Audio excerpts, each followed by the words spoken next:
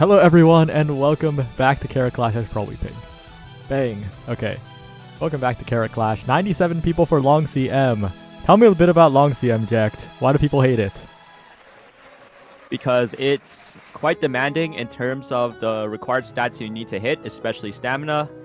1.2k isn't enough, especially if you're running front. You need 1 gold recovery as well. And not only that, this is where the end closers like Gold Ship, Tamamo Cross, and Taichin shine in. And of course, in front, you have Kita-san Black, who have an unblockable rod with Victory Cheer or Victory Shout. I forgot what it was called. But she can get that. Once she hits it, it's game over. And not only that, this is literally the first CM during Make a New Track. A very complex scenario in that people still haven't gotten adjusted to yet. So I think that's why many people don't really like this long CM. And that's why it's pretty hard for everyone as of right now. Yeah, didn't we say we're gonna call it like Washoy? No, that's too weeb. That's like Washoy? Nah. It's Washoy. It's Washoy. I thought you would do it, Jack. Anyway, we're heading into our winners round 2. I'm sorry. I was calling it Washoy. Do you recognize these players? I definitely do. I know one of them. Biscotti, Ayo, let's go. My favorite fine motion player. I recognize Dodent. I recognize Biscotti. Tank 1 looks pretty new though. Yeah. It has an S+. Tamo Cross, Dodent with the Admire Vega, Ayabe, S+ as well. Let's see. Oh, does that survive? Okay, that one survived. That one definitely survived. But I don't know about Tamo. Tamo Cross survives? Okay, that one probably survived. That one I'm not sure. Does it? No, it has standard distance. Should survive, no? It should survive, but then given how low some of the other stats are, I would be concerned with how the racing is to play out, because on this track in particular, you want really high power, you want really high guts, because this is a heavy raining track. We are looking at everything just potentially going wrong if you don't have enough power, if you run out of stamina, if you don't have enough wit. This is literally a track where you actually have to have probably S to SS ranks in all of your major stats in order to actually have a chance at this. Yep, I definitely agree. I think what contributes this the most is the heavy condition. Is that correct? It kind of like wears down your power stat a little. Yeah, with the heavy condition, you do need an additional 50 power, like for your base minimum. So if you were looking at like 900 power, 950 safer, but then like 1,000, 1,100 is safest, and then they're in the gates, and they're off. Yep, and looks like there's only 2 front runners, that being Kita-san and Valentine Bourbon. Say, Luceless, do you think that'd be enough to escape from the end closers, or will they eventually get swallowed up by the likes of Ayabe and Tamamo Cross, or even the Pace I actually think, so given that Biscotti's composition, it's 1 runaway that's a debuffer, Manhattan Cafe, which is a debuffer, and Solo Ace Fine Motion from what I'm seeing. This is a composition that's looking to actually outpace the end closers by using runaway front mechanics in order to actually create distance so that end closers cannot catch up by the end game. Because in scrim lobbies, we've seen that frontrunners like this will lengthen the lead significantly. You can see it on the tick that's like right above. You see Suzuka number 7 up top, the Bourbon and the Kita at 9 and 5, but then you see the Fine Motion sitting at 1. And then you see that gap of distance at the very top. That is a distance between the frontrunners and the pace chaser. And then we also have the late surgers and end closers as well that are starting to pace up about now. You can see them closing in from the back. You see them pushing up a little bit, especially that digital. That digital is really nicely pushed up right now. And we see the swinging maestros come out. That is going to make sure that everybody lives. Here is the debuff you need from the cafe. Yep, and looks like Kita-san's unique might not come into play here. She is currently in 3rd, but maybe as soon as the Suzuka dies, she'll be in 2nd and will be able to catch up to the Mihono Bourbon. Yeah, but the thing is, you have to consider, will the Suzuka die in time? Because the Excel Zone is coming right up, Kita Oh, moves right yeah, past her. it is. There you go. This is what we're looking for. Here it is. Victory cheer by Kita-san Black. Bourbon still behind, but she'll be swallowed up. Kita-san first right out of the gate into the third corner. And Bourbon still way behind, but she still has a chance to fight back maybe? And now all the end closers are making their move, but they are so far away. We couldn't even see them on the screen. And Kita-san Black. Oh my god. Taishin, is she able to catch up? But no, it's gonna be Kita-san off in the final corner. Fine motion following right behind. Ayabe in fourth, still pushing forward. But Kita-san with not even one, not even two, not even fucking 3 lengths away from all the end closers. Fine motion desperately trying to catch up, but it's no use. Kita-san gets the win. And that is going to be Thank One's Kita-san Black taking the lead. That is going to be a solid victory of 3 lengths over their own Mihono Bourbon. And exactly what I said played out. The front runners, because of that runaway, it extended that gap way too much. The end closers couldn't catch up. The fine motion couldn't catch up. And the front runners just absolutely ran away with it because they only needed to be in those first 2 positions to hit victory tier, hit that rod, hit everything that they needed, and that was all because Biscotti decided to bring the Suzuka. Yep, and that definitely, he definitely kind of did it to himself there. His fine motion couldn't catch up in time, and Thank One almost griefed himself as well. His Kita-san's unique was almost not into play there. She was in third before the Suzuka died. If that Suzuka was a little bit alive before the final leg, it would have been over for Kita-san Black, and Mihono Bourbon might as well just take the win instead. So a good win, a strong victory for Kita-san Black in this race. Thankfully, second place was also his own Mihono Bourbon, so I don't think he was even sweating anything there. Oh, The yeah, fine for motion sure. did come close, but then it's still 3.5 lengths away from the lead.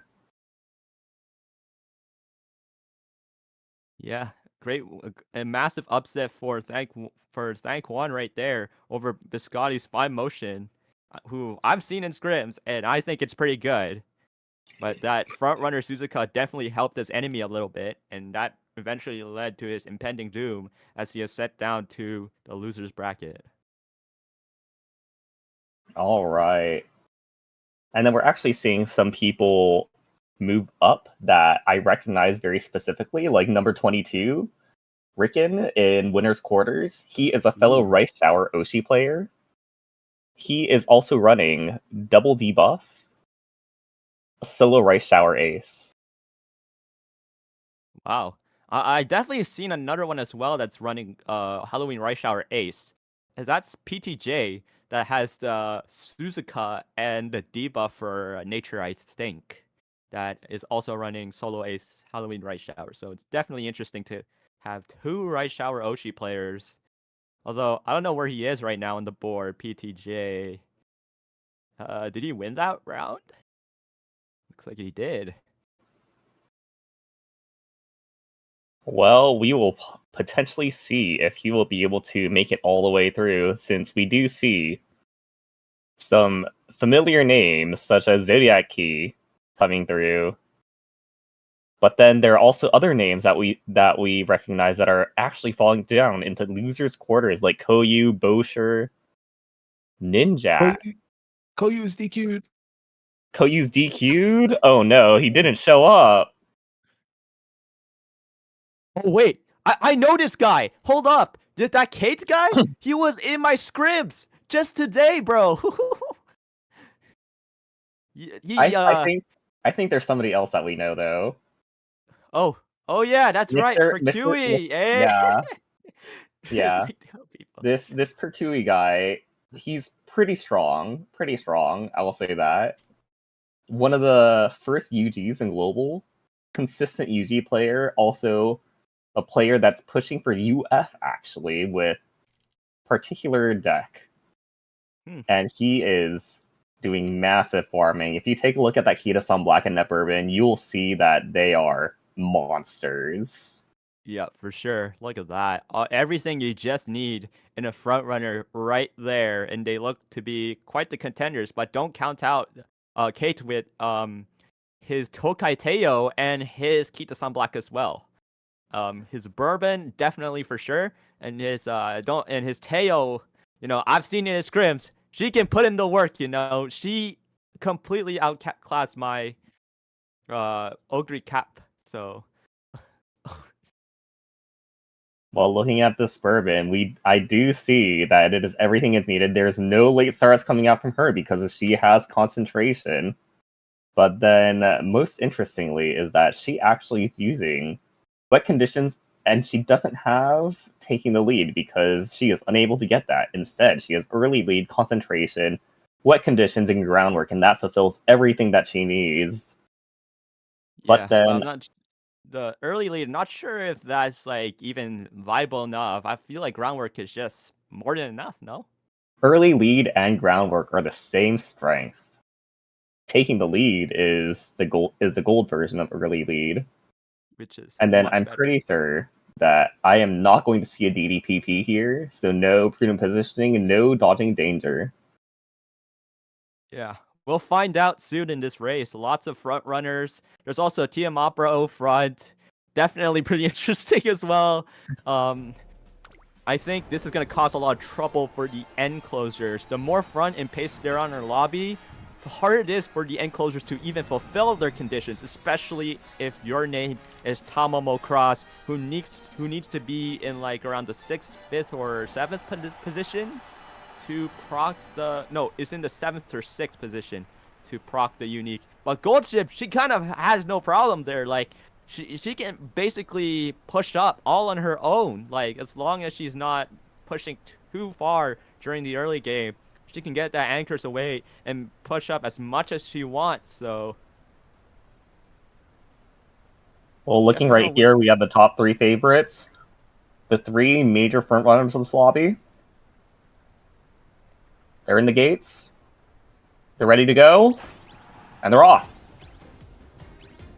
there you go, early dodging danger from Kita-san Black. But will the prudent positioning come in for the return skill? It's not looking like it here. But we do see these leaders' prides come out from the front runners to actually maintain that first position right here. We see both Bourbons coming out.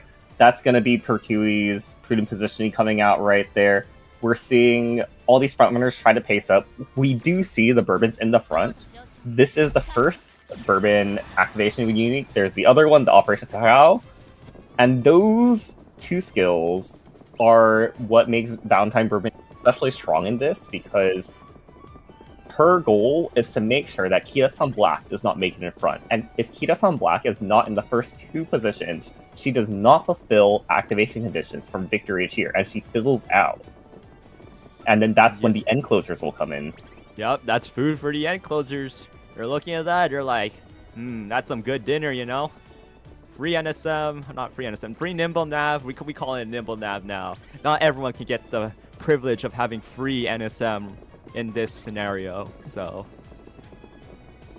Yeah, and then we actually do see some interesting things coming out right here. So, despite this Pace Chaser pack over at the back, we do see this Opera at the front.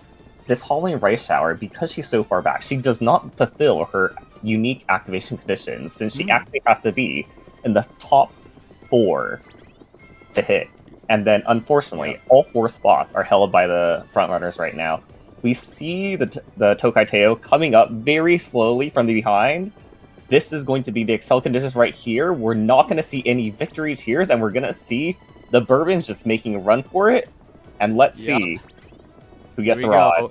Into acceleration zone is the Bourbons, who have not seen a victory cheer, or they have procced earlier, but now overtaking is Kate's Mihono Bourbon, and now her Mihono Bourbon leads the charge into the 3rd corner. Kita-san Black, no victory cheer in play. They will fizzle out soon. Tokai Teo right behind, but right now the spotlight is on the Mihono Bourbons, and they're fighting back with every inch that they have in their body. And Mihono Bourbon still leading out the gate. I'm still not sure which Mihono Bourbon it is, but still gonna be Mihono Bourbon on the final straight. Still in the lead, Mihono Bourbon, but the other Mihono Bourbon tries to fight back. Will it be enough? It is! And that is Perkui's Mihono Bourbon taking the victory because at last second, Radiant Star proc, Yep. he manages to take the win. He had his lead overtaken for the Excel, but then because he had the inside track, he had the inner rail, he was able to save some ground and not swing out on the final corner. And because of that, he was able to keep his positioning and just use Radiant Star, get the extra boost for that very minuscule few seconds, and clinch that victory for himself. Yeah, that inner rail priority plays so large. It doesn't even matter what track you're in. If you have that inner rail priority, you just win. It's not really automatic, but it's a huge guarantee that you pretty much just win as a front runner and clutch whatever acceleration you have and just simply run it down on that final straight. So yeah, quite a gutsy win for Perkui's Mihono Bourbon as he moves on to the next round. Yeah, this is going to be pretty interesting with how we're seeing some rooms turn out. Some of them are going to be very, very fight heavy, like this one, where it's going to be just all fronts, just two fronts duking it out, and nobody else in contention. But sometimes you'll see other ones, for like the last one, where we had the Kitas on black, we had the Bourbon, we had the Fine Motion, all in contention to see who could actually take the lead. We will see. Badok and Ricken are in the same bracket. Badok and Ricken are in the same No, bracket. I missed it.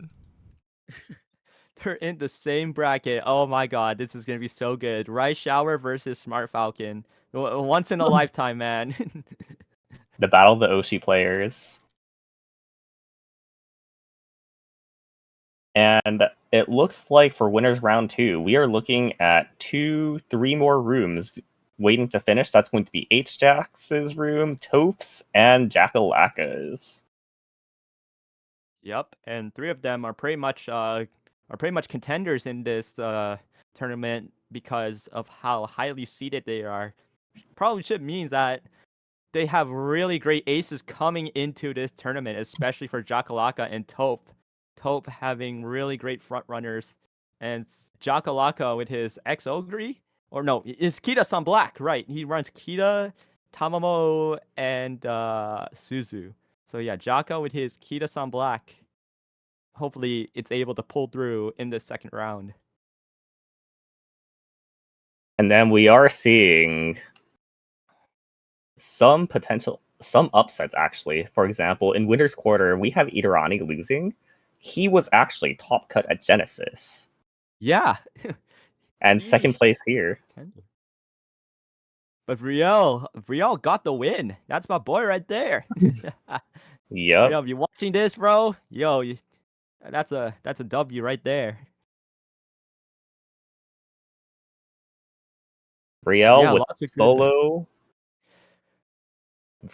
the solo Tamamo Cross. Double debuffer composition. Yep. He's my favorite Tamamo Cross player. Wholesome. All right. That's my boy right there. And all right. And then now in this room, we have Max, Tove, and Aknama. Oh my god. Aknama is a regular in our 5v5 draft league, where we queue up together, we play draft with Umamusume, where we select tracks, and where we select our Umas, and we do pick ban. It's pretty fun. Plays pretty much like League of Legends, draft-wise, but I'll have to say that UG Mihono Bourbon may put a damper into Toph streams. Yep, pretty much has everything. But UG Mihono Bourbon looking pretty dangerous. Didn't see it earlier, but I think that has long S, right? Also has long S. Yes, that does have the long S right there. Oh, might as well pray to Shiraoki at this point to fend off that Mihono Bourbon. Well, I have to say, this is the supremely front-heavy composition right here. There's 6 fronts in Yup. this lobby. There is... Poor Max. He has to deal with all these guys right there with, I think Solo Dober? I'm not sure what he's running, Mahan Cafe, Dober, and Rudolph. Oh no, that guy is in for a lot of trouble here with all these front runners in this lobby.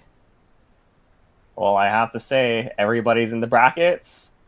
They're in the gates, and they're off. That's everybody taking the lead in concentration right there. Those are all the greens coming out. We see the runaway come out from the Suzuka right here. And as expected, here is the entire pack of frontrunners. However, the Suzuka seems to have late started a little bit compared to everybody else. Even worse, she could be potentially blocked right now if she even bothers trying to pace up and recover from her position maybe. Oh no, now she's speeding up. And all these frontrunners just fighting for their lives right now, trying to take that first and second position before the final leg. But this is early race as of right now, so it's too far to tell who will be taking the first and second positions for victory cheer. Well, right now, we can safely say that Aknama has really good positioning right now. That is his own Kitasan Black and his own Mihono Bourbon out in front. Unfortunate to say, but this Silent Suzuka is unfortunately gonna not be able to do anything, and we see all the debuffs coming out from, I believe, these buffer Maha Cafes and Nitro Gobers. Yeah, looks like it's Rudolph that he's running. And this Kita-san overtaking, still in a good secure position for that victory shout. And it looks like Akanama could be taking this one for sure. Definitely. If we see Toph unable to pace up with his own Mihono Bourbon and Kita-san Black, he's unable to do anything. But then over here, we can see that the gap is slowly starting to close with the backliners. However, will it be enough to catch up to the front runners? I don't believe so, since we are going to be hitting the acceleration zone here soon. And this is going to be Aknama with his Kita-san Black hitting a frame-perfect victory tier right at this moment. And then we will see his Mihono Bourbon speed up as well, and this may be...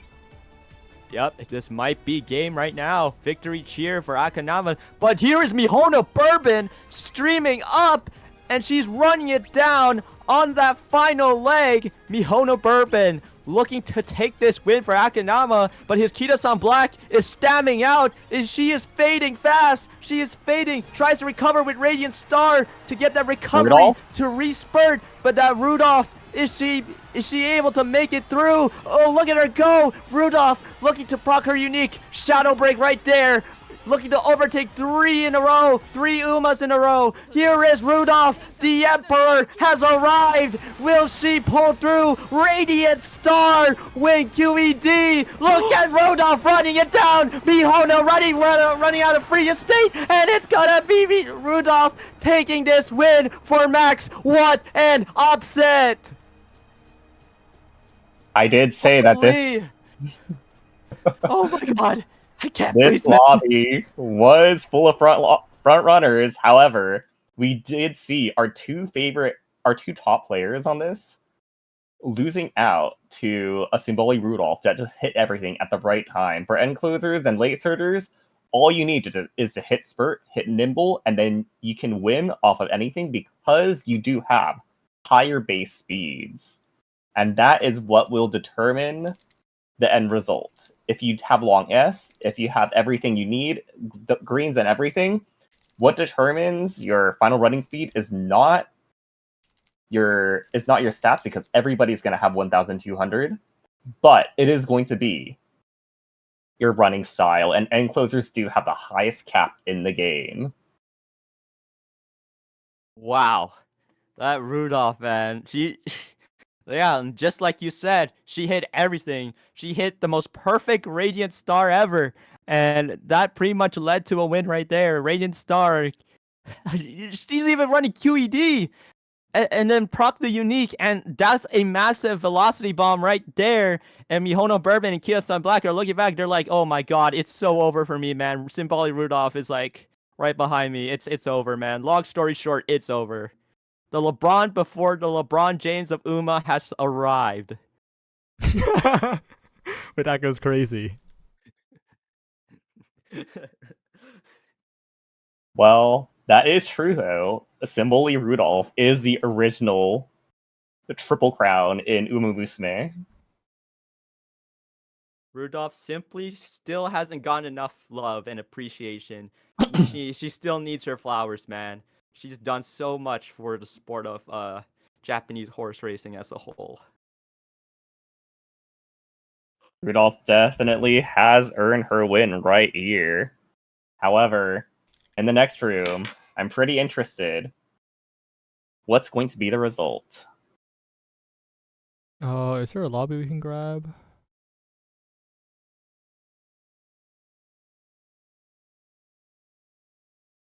Oh my god, Badok is in top 15? He's in winner semis. Yeah.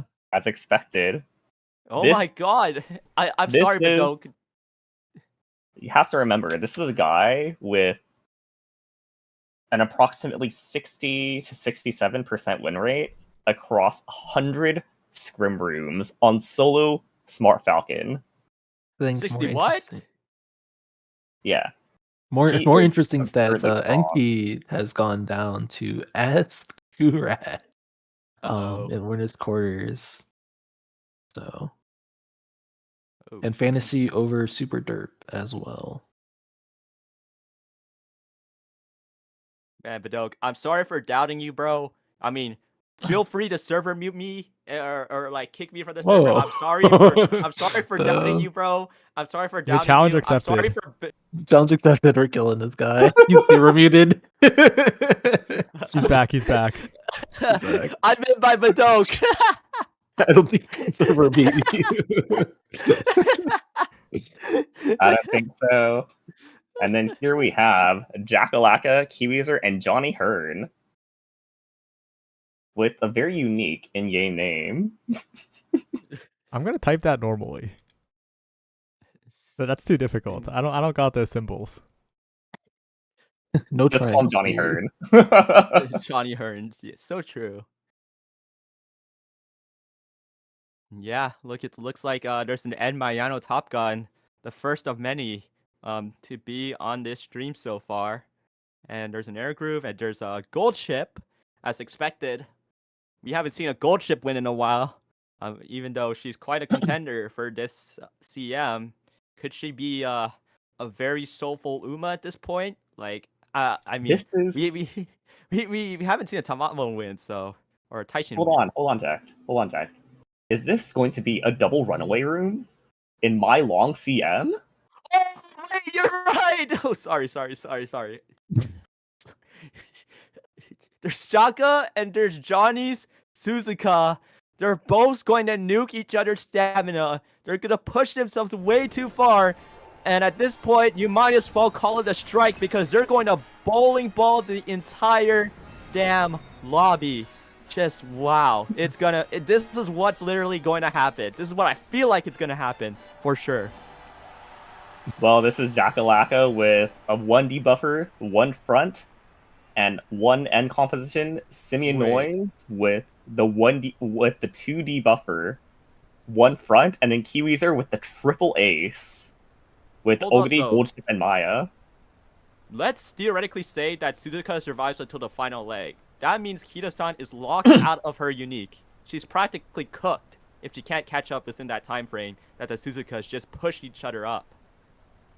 Yeah, but then as you'll see right here, the Suzukas will pretty much immediately spot struggle with each other, and then because of that, that is guaranteed. Oh wait, no, they won't. One of them late started. One of the Suzukas is Oh all my the way at the God. back. Uh-oh. Maybe the STAM nuke is not coming anytime soon, and Kita-san now falling back to Saiyan Sky, and she's in a whole lot of trouble here. Oh no, now she's fighting back against the Saiyan Sky, and the two Suzukas are now only just duking each other, and the end closers probably having a nice bath at the back there. Yeah, so we see the Suzuka start struggling right here. That means it's guaranteed that they will die at or before the acceleration point. And that means this Kita-san Black and this Saiyan Sky are going to be duking out for first. But then who will get first? Who knows? Because Saiyan Sky requires to be first, but then Kita-san Black does not mind being second. Definitely, then- for sure. And that nimble nav too, Luceless. Don't forget. Yeah, and Kita is because running it. they have Nimble Nav, they will benefit off the Suzuka's dying. But then look at the ends right here. Look at the backliners. They're all grouped up. They're all together. They're We pushing. see this air group all the way in the back. Just throwing out debuffs, throwing out red skills. We see the Mayono Top Gun. We see the Oguri and the Gold Chip. All triple end right here. Going over. Wait, but the Sleeping Lion, did she proc it though? Like, air group might be too far for the Sleeping Lion proc to even activate, unless it has already activated previously, and I completely forgot to read. This Taishin doesn't need Sleeping Lion because it has Swinging Maestro instead. Oh, right! You're right, man. You're right. As we slowly approach this final corner, Kita-san way too far for victory cheer, and Saiyan Sky still in second, and that Suzuka still maintaining her position. The front runners might be in a bit of a trouble as the end closers make their move. Here is Goldship, the people's champ. She has returned, and these Suzukas are looking for a strike in the bowling alley. Victory cheer is now in play. Saiyan Sky is a whole lot of trouble, but angling scheming has just came out. Goldship now joining along with them. She avoids the wreckage, and Kita-san Black might run out of free real estate. And now it's only Saiyan Sky looking to fend off that Goldship. Goldship still catching up, and Narita Taishin joins in the fray. Kita-san Black now falling behind. Saiyan Sky still first in that final straight. Saiyan Sky looking to fend off the Goldship, but Goldship's already right beside her. Goldship looking to overtake Saiyan, and she does. Goldship, the people's champ, she's back like she's never left, and Kiwi will move on to the next round. Unfortunately, I'll have to say, the double Suzuka right here worked in nobody's favor. Simeon may have hit angling and scheming, but then that still wasn't enough. In the face of the people's champion, all you have to do is hit that anchors away, you hit that straightaway sprint, you hit that nimble navigator, and then you just go in and win. And that is the benefit that end closers have. They do not care about your positioning, they only care if they can run. Yep, they pretty much only care if you're right in front of them, and thus the Suzukas being right in front of that Goldship, hitting that nimble nav and straightaway spread for a massive Excel bomb. Those front runners had it coming right there. Oh my god. This doesn't even have nimble nav. It's just, oh wait, it's no stopping me instead. It's a superior version. Oh my gosh. Yeah. He's running Bijin Wit. Huh? Oh my gosh. Guys, I thought no stopping me just died here, guys. No, my right shower has my right shower runs victory tier and no stopping me and head on. Oh yeah, right. I'm planning to run no stopping me next, yeah. But yeah, that no stopping me contribute a lot. That acceleration bomb, that gold chip on screen. When I saw that, she was truly the Moon Lord of this race, as the impending doom was coming straight towards the Saiyan Sky and Kita-san Black. All right, guys. Say your final goodbyes because we're outroing to break. All right, guys. All right. It's been nice casting with you, Jack. Yeah, it was fun casting with you too. So far, these matches have been amazing, and I hope you guys will love the next block. Anyways, sign up for 5v5. See ya. I want to see more upsets. Sign up for 5v5s. All right, peace out. Wow, we're not on break yet because I forgot to do something. We'll well, wow. Let's see. Winners, semis, next! Exclamation point.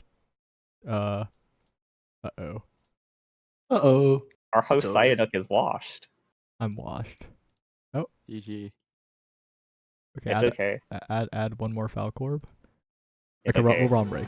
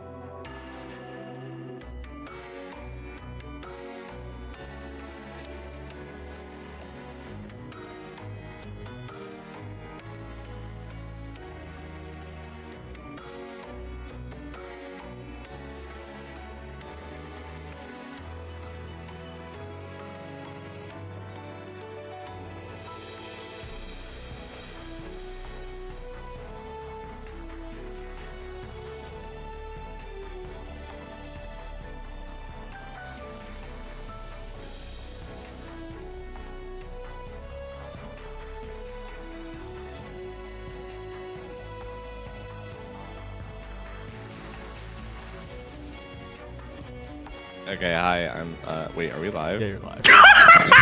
We're introing. Well, you counted down and then you stopped and then you were like, oh, frick that intro. I was like, oh, okay. And then, okay, well, hi guys! We're here to cast Umamusume. We're here with CM11, which has been absolutely fucking dastardly to prep for. Hi, I'm Brickvat. I think I'm running pace chasers for CM11, and I like shooting myself in the foot. How are you doing, Wolf? I'm doing great. There's been some interesting matches. We saw Symboli Rudolph win, which was crazy. Everyone kind of maxed out. That was like a huge upset, no? I think it was. I mean, Rudolph is awesome. No one runs that horse because Gurgos suck. But yeah, I mean, anyone who can run later end, especially end, it probably can make something work in the CM. So I guess, you know, if you want to run that person, you think you're going to pass a lot of people and proc that Emperor's Divine Might, then you can go for it. So, It was picture perfect too. I was actually caught out odds. Yeah. Let's take a look at bracket 2. We're looking at winners semis, if I'm correct. Am I correct? I don't know if I'm correct. There's one last quarter that you're doing. Okay. Okay, so we're gonna do the last quarters here. Going into game here, got okay, I recognize these guys. Kibi, Peter Magician. There's Max. Max as well. Magician, someone that I've become familiar with. That guy plays Guilty Gear. Pretty cool. And Kibi is a playtester regular and out there in the queues. So pretty strong players, I think, in this lobby overall. And speaking of a strong player, this UG1 gold ship is looking quite good, if I do say so myself. Look at this thing. Yeah, gold ship is the very popular pick, especially in the CM11, because of the ease of access, and as well as like end closers can be very terrifying in long races. And lots of Manhattan cafes. Even though if y'all read the Uma guide, which y'all should, it's very, very, very informative. I just love the max investment. And it's just dope. These Manhattan cafe players do not care. Yeah, that's real. I think looking too here, stamina is, unless I'm like wrong, like a little scary. Normally, yeah, it's a little sus. We've seen a lot of 900s in here. Normally, you want to hit that, I think that 1K line, so you can be pretty happy with a gold in a what's it, a gold and a white to actually make it through and get that pretty consistent spurt rate. But if you run 3 aces, hey, sometimes you could low roll and just have the other 2 take it. So we'll see what we have here. Keys on black, also a pretty strong horse. I think it'll be something to contend with, but overall I think everyone's kind of brought their A game here, and with 3 aces each, I think 1 debuffer. There's the doper debuffer. Other than that though, I think everyone here is looking to win in this situation. Oh, the amount of front runners as well has caused a lot of really interesting, like, dramatic events where Kita-san will not be able to activate unique because she's in like in first or second. So it's really created like a very interesting dynamic where you're really hoping that she's in a good position near the end of that corner.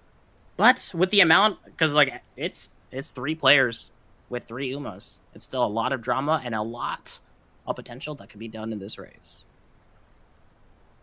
Absolutely. Horses are going to be in the paddock now. They'll be taking off as well, as we see those greens all proc. The right-handed on the gold ships as well. Something to note with these Umastan procs as well. This is pretty strong early game here for the gold ship, and that's an excellent place to be. Should be at least pacing ahead of the other end closers, if not the late surgers come mid-game. Oh, that spot, the struggle thing, it's just like it's like a PTSD event. Like I just hear the sound, I instantly just perk up. I'm like, who's the one who's fallen victim to it? Who's gonna be able to follow behind? But this is a runaway Suzuka as well. I thought we outgrew it from this CM, but apparently we're still in it, and there's a rushed as well. Yeah, and in other races, I think most people normally were just like, oh, if I'm rushed, that's like low-key a buff because my horse is a little bit farther ahead than maybe they should be or that their position would allow. But in this situation where stamina is king and everyone here is barely kind of skidding the line of the stamina limit, having those rushes and those anything that debuffs you or anything like that, like the stamina siphons we might see in the Manhattan Cafe, those can be absolutely killer in this CM. So as looking here, we have this gold ship encroaching on this cafe and overtaking. This is a excellent spot for the gold ship to be, unless she's too far ahead to actually proc her unique. That's like the worst case scenario. There's a reason why Earth is called unpredictable, because sometimes she can get a little bit out of control, but plenty of these ultimates to go ahead and be able to go. A kiss or courage is right, chasing after you. Plenty are able to go as we're approaching around. San Suzuka falling behind as we expect. So Kita-san's in a prime position. Yeah, prime position to proc her unique. That gold ship there in 5th place as well, I think is the right position to actually proc anchors away as we are approaching the final corner. It is a long track, so we're taking those last few seconds to actually get prepped. But as of right now, that Suzuka going to be falling behind out of the race. And yeah, this gold ship I don't think is going to be proccing her unique here. Does get pressure for passing the Suzuka. As right now, the Kita-san Black currently looking real good. Maruzensky is currently not actually giving up the lead. We see Goldship now going to be moving forward, but that's Satono Diamond with a straightaway sprint now coming through here on the final straight, but it looks like they are just all off screen. It's a lot closer than it looks. However, we still have a lot of race left to go. It is long, after all, the longest of longs. Symboli Rudolph. Approach the end of the race. Yeah, there it is. Symboli Rudolph, though. Wide swung, but still moving her way up. We're going to see the Satono Diamond unique proc as well. You said Kita-san Black and Maruzensky still going to hold the lead for now, but it's going to be disappearing here by the second. We see Kita-san Black going to be overtaken, I think, by the Symboli Rudolph. Now more space going to be taken. Symboli Rudolph has now taken ahead in the final second of the race. She's going to be taking ahead and taking the entire race at the last second. Congratulations. I think that's going to be Max taking it here over the other two. Twice so far. Max is taking it with the old reliable Symboli Rudolph. And honestly, the gold ship was in such a prime position, but botching your unique ability was like the main killer of it, and that was the really unfortunate end of that race. But Max with the Symboli Rudolph, holy, with that end closer being able to just go ahead and catch up. The little bit of I don't know, honestly, it's like a dark horse, right? A lot of people didn't really expect Symboli Rudolph to be kind of running there. A lot of the investments on these front runners, but instead, you always got to watch out for the end closer gambit. Yeah, so strong here in this map with such a long, and not only has the unreliable excels that are normally the staples for the other positions, but straightaway spurt being incredibly strong. On top of that, end closers having that extra modifier to build up speed and having all the time in the world to actually get there and take advantage of that speed. These horses are incredibly strong in this position. So we'll see if really other positions can catch up. I know that, well, I am running paces. It's not looking too good. This gold ship that I got in like 2 runs doesn't even have straightaway spurt. It's still beating races on them, but we'll see because it's a little bit of a end closer sweep, I think, throughout the CM. I mean, there was a lot of attention especially at the beginning of this tournament that we all saw on the stream right here. Plenty of the front runner show, plenty of being able to see the power of it with not much on the end closers being able to catch up. But as we move more into the bracket, it gets a little bit more competitive. And honestly, it's just really rough. This is such like a track that's still so dependent on so many like unique skills being able to be procced, because this is brutal conditions. Not only is it a long race, it's raining.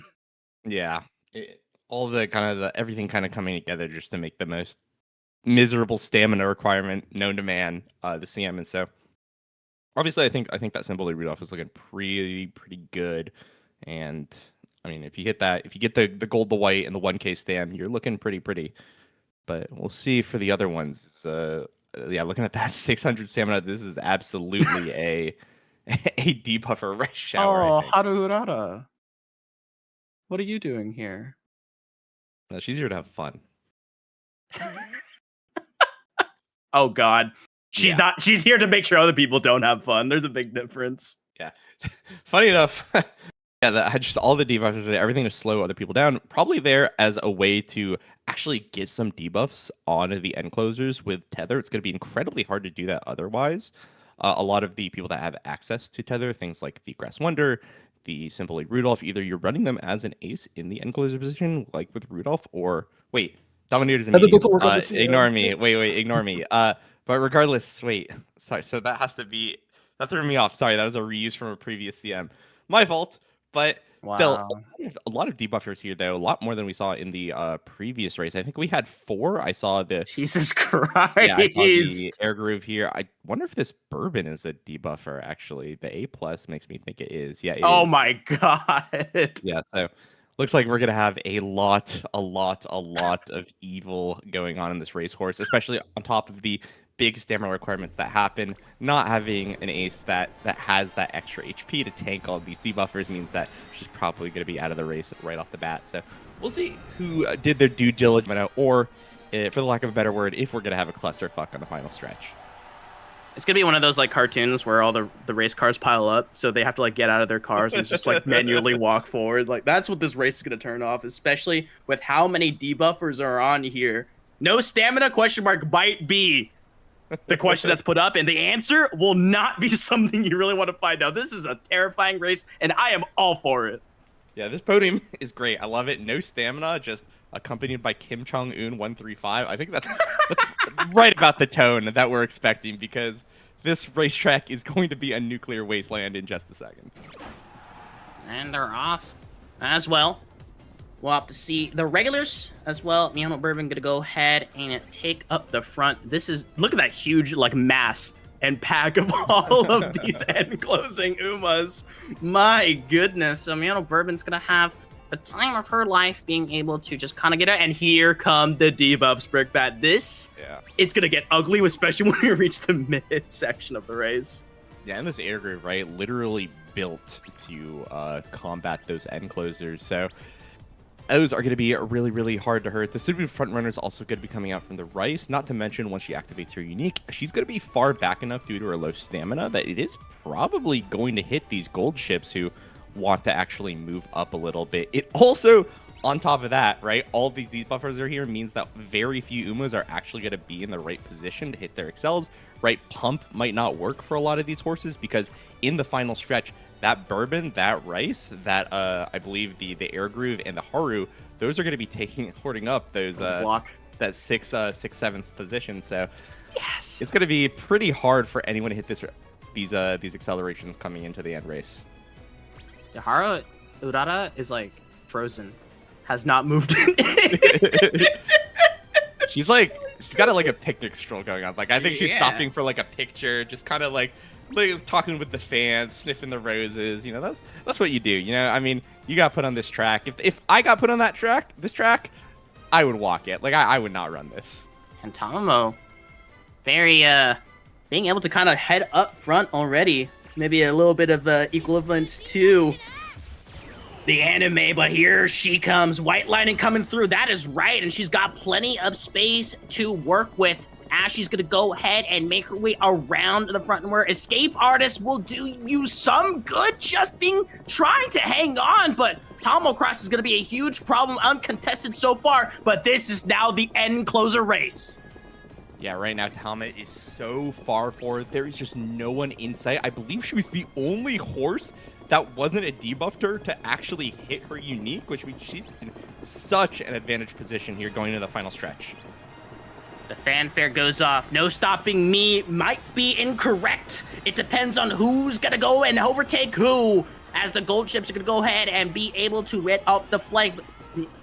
But Miano Bourbon always is gonna be dead, but Tomo Cross seems to be just completely uncontested, surviving the onslaught of all the debuffers. You get your own cutscene because you're the main character here today. I don't think Haru Urara is even going to show up in the end one, as we're waiting for this long moment. She's coming. She's coming. Oh, she's arriving. Don't you worry, y'all. We're going to be here for... Oh, my God. The cameraman gave up. They're like, I'm not waiting for this. I'm not waiting for this last one to show up. Haru Urara is somewhere there. Distance will not even be considered. I have no idea, but Tomo Cross, as you mentioned earlier, Brickbat, avoided and was able to actually be the only one who could proc her own unique ability. Yeah, that's one of the downsides of Gold Ship, especially if you're running debuffers with her. And I don't think Gold Ship is a character that is conducive to solo ace, because if you do get someone else who's also running the debuffers in the lobby, she's just going to be pushed too far forward for anchors away to really have a significant impact. I think neither Gold Ship procced it, and yeah, the Tomo Cross, which had a more forgiving I guess, condition for unique, just procced it and won. There wasn't anything to really contest it, and I mean, hey, that's the race. That's really funny. Like it's like you're just hoping that you don't get another debuffer. And now Goldship for 2 races in a row has not been able to proc like her unique because of the positioning. I mean, hey, sometimes you're the gold, sometimes you're the shit. That's just how it is with the People's Champ. That's that was the cleverest thing I'm going to say today, I think. All right, guys, let's get ready to go to the next block. Hell yeah! I want to say I've never seen the camera stay still for that long before. Like I was like, there's no way it's actually gonna wait for every single race. It waits for whoever is the ace on the team that you're spectating to cross the finish line. Awesome. So if Haru Urata was the ace, we could we would have waited the whole time. We could have potentially been waiting there for hours. Awesome. Wait, is that a way that you could actually like derail stream on Carat Clash if you read a Haru Urata ace that just takes forever to? Don't give these people bad ideas. Yeah. Thank God. As long as she's the first person on your team, then yeah, it'll do that. That's awesome. That was fun. Now we know what to do.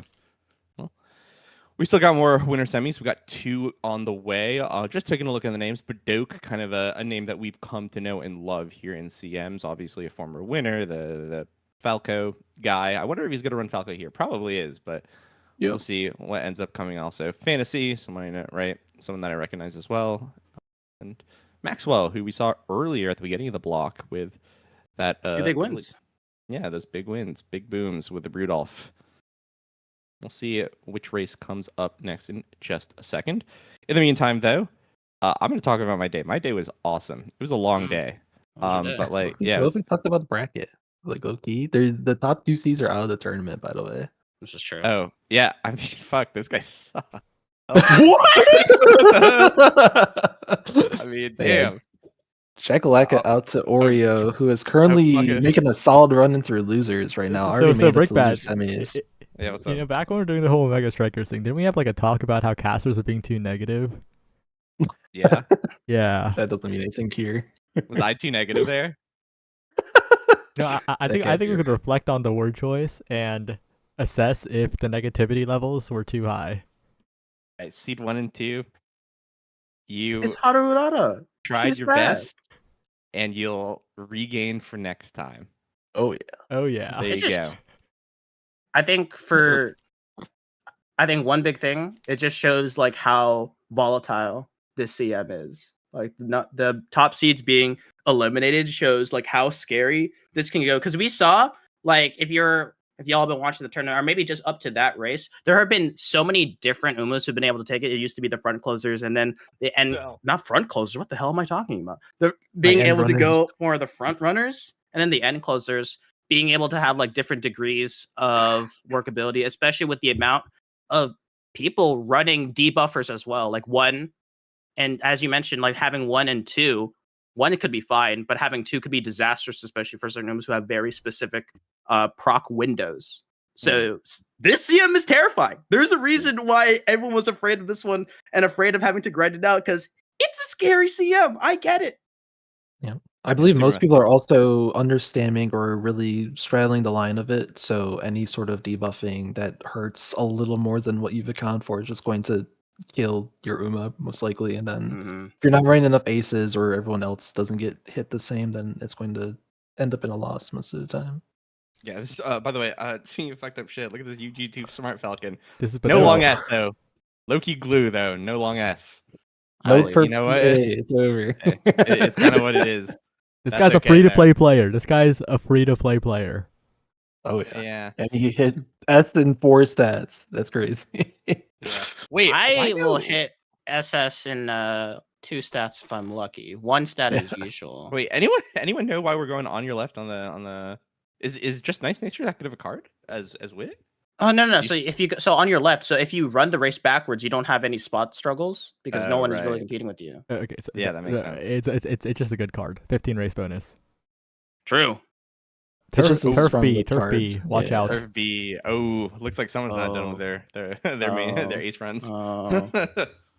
Well, we'll see how he tried his best, and he's gonna have a great showing this race. He's already made it up to winners, semis. I think he's doing pretty well for himself. Brickbat, you say that, but this guy has single-handedly made Smart Falcon #1 win rate on the illegal win rate tracker TFT stat site. Oh, that's awesome. What the hell? Yeah. That's cool. Yeah.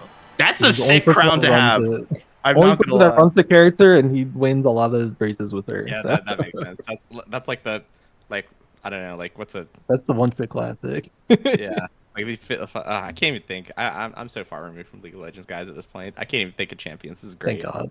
God, I'm so. It's like his #1 singed main. It's like, all right, dude, awesome. Yeah, it's like awesome. I can like brag about how outperformed. Lock in. Oh, speaking of locked in, these horses are locked in the paddock right now, and they're about to be unleashed. And they're off.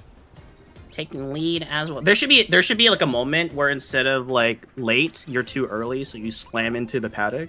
That's like a plot point in the anime that y'all should watch. As we're gonna go ahead and see the two San Suzuka's gonna go ahead and take the front. It's a nightmare situation, right, for Kita-san, especially if they're able to maintain the front area, because as I mentioned earlier, important win condition and important as well as proc time, she needs to be first or second.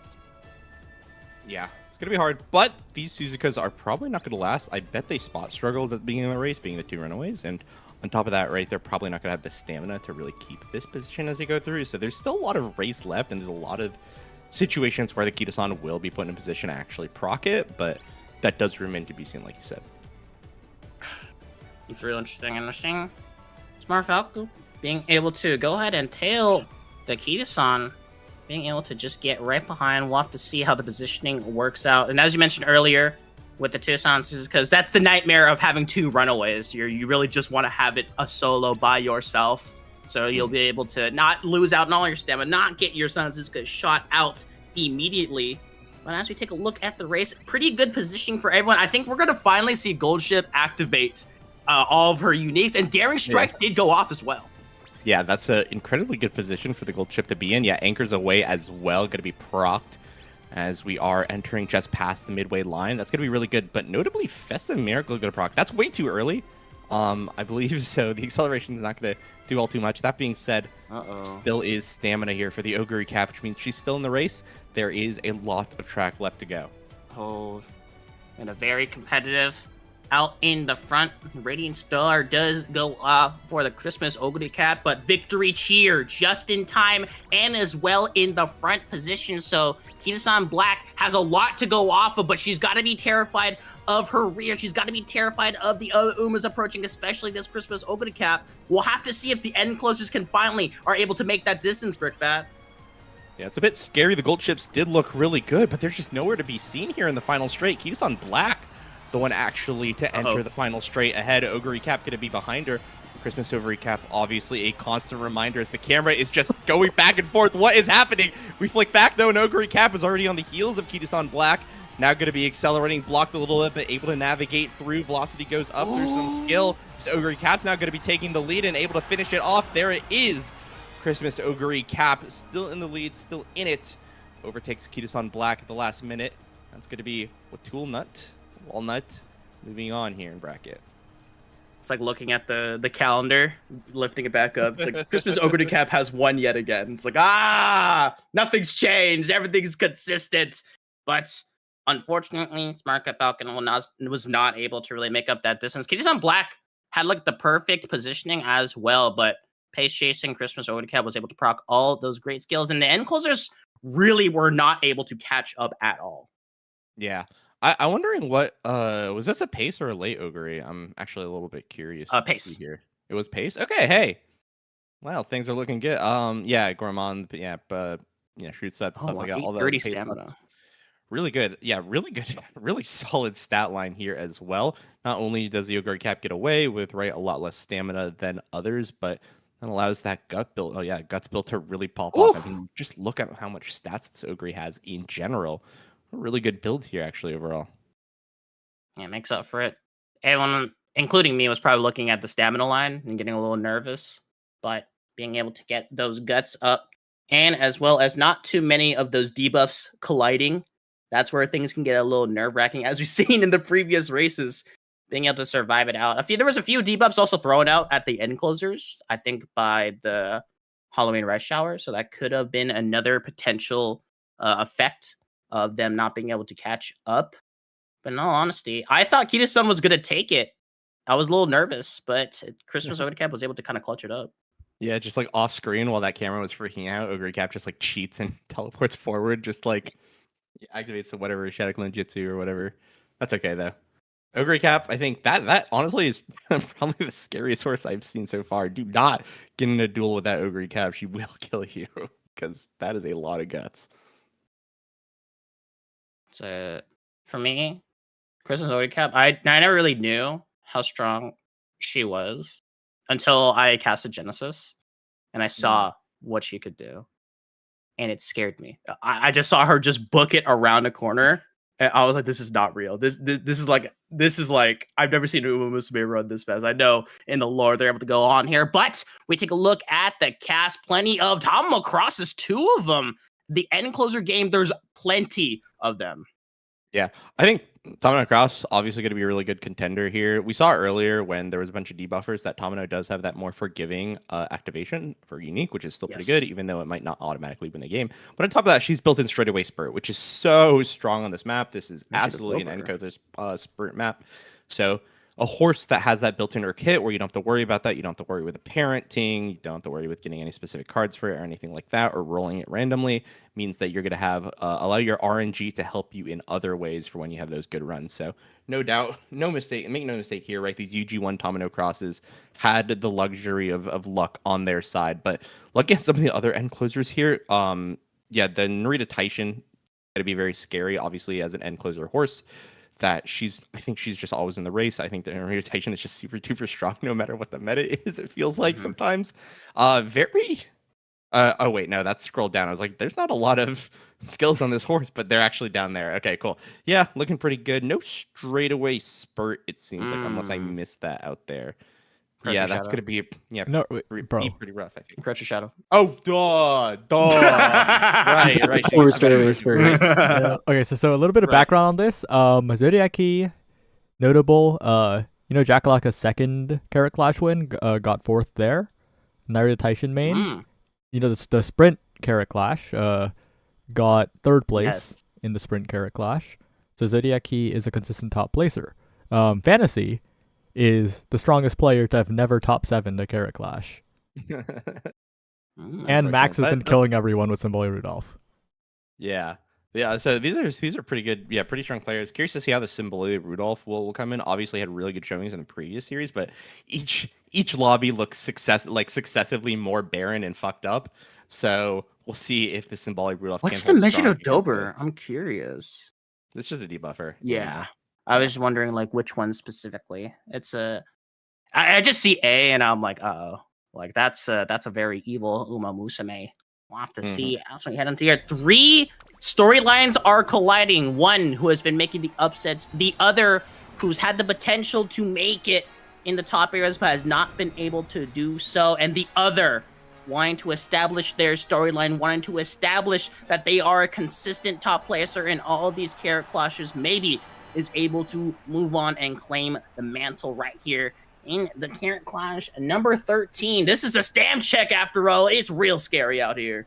Yeah, it's going to be disgusting. Not to mention, right, the Rudolph, which has been kind of the hero so far in this bracket, has to go against 4 straightaway spurt built-in horses. So, and then obviously, right, those must be the meta horses, right? That third horse they're tossing out, probably not that strong. Oh, it's Kita-san Black and Christmas Ogre Cap. Okay, so best of luck to this Rudolph. It'd be an amazing upset to see. I'm going to be looking at this horse. This is probably as tough as it could get, and we still have 2 rounds left of this bracket. So as we start off the race, we're going to see all those end closers crouching up. We see that Uma stand on the Tomino Cross, which is going to be really good to get in those good positions to proc your excels. Kita-san Black, though, is going to be taking ahead so far at being the sole frontrunner of the lobby. The sole frontrunner who has been able to do plenty of work in this CM and as well as all these matches, but Chris Payne's Ogre Cap. This should be, this is Pace Chaser, right? Should be. It's a Pace Ogre and a Pace Manhattan Cafe, actually. We talked about late Man Cafe being a huge investment. No one said anything about Pace probably even more, as Daring Strike does go off. That usually means it's a good position. I've seen it so many times where Daring Strike doesn't go off, and everyone these are pace chasers you've got here. Yeah, exactly like you mentioned. The Naruto Taishin's going to be so far ahead, but maybe a little bit too far ahead, being in that fourth place position. Yeah, I think we just saw pace down mode go forward there. Blast forward going to be procced by the Kita-song. It's going to be helpful to build a little bit of distance, but as it looks right now, for a long race like this, it does just not look like enough distance is being built for this Kita-song Black to be in contention. And a lot of these end closers are already starting to make their moves. Gets me a little nervous, as we heard a little bit. And here comes the swinging maestros, or maestros, whatever you want to do. It's bright and gold as Stamina Eater goes off as well. This is going to be an end closer fight unless Christmas Ogre Cap will be able to just kind of blast herself forward. But Symboli Rudolph already starting to make her move. Yeah, we see Symboli Rudolph already moving up to third here in the end closer. We see the Tama uniques also going to be procced as well, coming to the final stretch of the race. Still, of course, a lot of race to go. There's an entire sprint map stuck right here in the middle between where the horses are now and the finish line. Christmas over recap, going to be eating your stuff, but straightaway sprint now going to be going off. It's going to be end closer territory. We see the two Tomino crosses now going forward. Nimble Navigator is going to be proc. The Ogre recap, though, completely out of the race. When you fall behind those end closers, you are not going to come back. And I think these four end closers that we see in the front are going to be the ones to look at. Maybe this Ogre recap comes back, but that would be absolutely incredible. I'm looking at these two Thomas and the Rudolph and the Tornado Taishin up front right now. Rudolph needs to pass, was it 3? To be able to proc it? Yes, correct. So it could be real dangerous. Lots of potential. It's going to be an all-end closer here. Race in the front. Lots of them being able to contend as Top of Cross can go ahead and take the front position. But Symboli Rudolph is getting real close. Symboli Rudolph is going to go ahead and try to make it happen to Max. Symboli Rudolph is going to go ahead and make it out of the front. Symboli Rudolph is going to go ahead and make it out there. There's no way it's going to be another one for the Emperor. Triple Crown Champion. She's able to do it all 3 in a row. Max Symboli Rudolph is able to make it happen once again. Yeah, that's absolutely insane. Max is going on an absolute tear, just taking name after name after name with his Symboli Rudolph. I mean, that is downright inspirational. That Divine Emperor's Might proc was so good, right? Able to get her past the other end closers and give her that velocity going into the final stretch. So she's able to accelerate a little bit faster. And hey, I mean, sometimes, straightaway spurt, I guess. If you have it, you have it. And if you don't, well, they all had it and they still lost. So congratulations to Max. This is an incredible performance from the Rudolph. This is insane. Winner side too. This is the lore accurate Symboli Rudolph that Tokai Teo was glazing. This is her. Like, this is the lore accurate one. Tokai is like, oh my god, I love her. That was just like, the president's cool, but she's the Triple Crown. She's all there. Nah, she's scary. Number 7 favorite could mean nothing. 3 wins in a row against 2 strong players. Holy. Yeah, that is so incredible. And not to remember just establishing who Maxwell was facing, right? A bunch of really messed up meta Umas being piloted by someone who, again, the best player to never make a top 7, and someone who has denied some of the top players from their wins in other tournaments, as well as being consistent top placer themselves. So to overcome the consistency, as I'm looking, that 78th seed, the lowest seed still in the tournament, I believe. Yeah, I think so. The lowest seed still in the tournament. I mean, absolutely well played. This is an amazing Rudolph. Can't believe it. Technically, that's 1 seed lower, but yeah. There is 1 seed lower? Where? In loser side. Loser side. Oh, 79. Oh, literally 1 seed lower. That's so funny. Well, we're going to see pretty soon. Yeah. I legit cannot believe that this Symboli Rudolph is putting in this much work. Like it's like a theoretical, right? I'm just like, yeah, if you can proc it, but the ways you have to build her and her terrible, like, was it stamina and guts, right? So yeah, stamina 20 stamina, which is okay in this, I guess, okay in the CM, but it's still not very good. It's rough. There's a reason why you don't see her. Yeah. No, I've completely, actually, before this, I'd completely disregarded this Uma. It just seems so miserable to train, honestly, with those growths. But I mean, yeah, this really strong showing from this Rudolph here. Oh boy. And we talked about plenty of the end closer fights, the end closer show. And now, once again, it's going to be the front runners. It's going to be the huge struggle with all. We have two Kitasan Blacks as well as a Sound Suzuka. And oh my god, there are so many front runners. Yeah, wow, this is very unique compared to the other lobbies. But one thing I want to point out is Measure of Bright, which I think came out yesterday. Yeah. Measure of Bright came out yesterday. Is today? Yeah, cool. That's cool. I love Dustin. That guy's awesome. He plays Battlefield with me, and he's also old, and it's great. So Soulful Measure of Bright. I'm gonna be rooting for that guy, but he still has some pretty strong competitors on the other side of the track. Again, being a very front-ended lobby, this is going to be very interesting to see, actually. Of course, I think the Suzuka is probably not going to make it to the end. Just looking at these builds, they do look like chariots. But what happens here, I think, is going to be quite curious. I think that Bourbon going to be obviously very strong. On top of that, the Kitasan Blacks, of course, going to be the staple represented on all three teams. Going to be a brutal fight for those angling and scheming procs as we enter. Oh wait, no, it's not, because there's no corner to actually proc it on. Well, sucks to suck, I guess. There's 3 Kitasan Blacks, and at a max, only 2 are going to be able to proc their unique. So it's going to be a toss-up on the coin to see whose team was able to do it real strong. We'll see Falcon as well having the end closer in accompaniment with the 2 fronts. The Sound because as you mentioned earlier, and as expected by kind of how these races go, they should be able to just kind of establish a lead first and then fall off quickly. But the problem that I'm always scared about, the uniques, the timers, and as well, will be able to take it right here as they are off. Taking the lead is right, but who's going to be able to set it up as those wet conditions are going to go ahead and proc? It's just, interestingly enough, it's a little bit jarring to see all these horses up front now jockeying for position.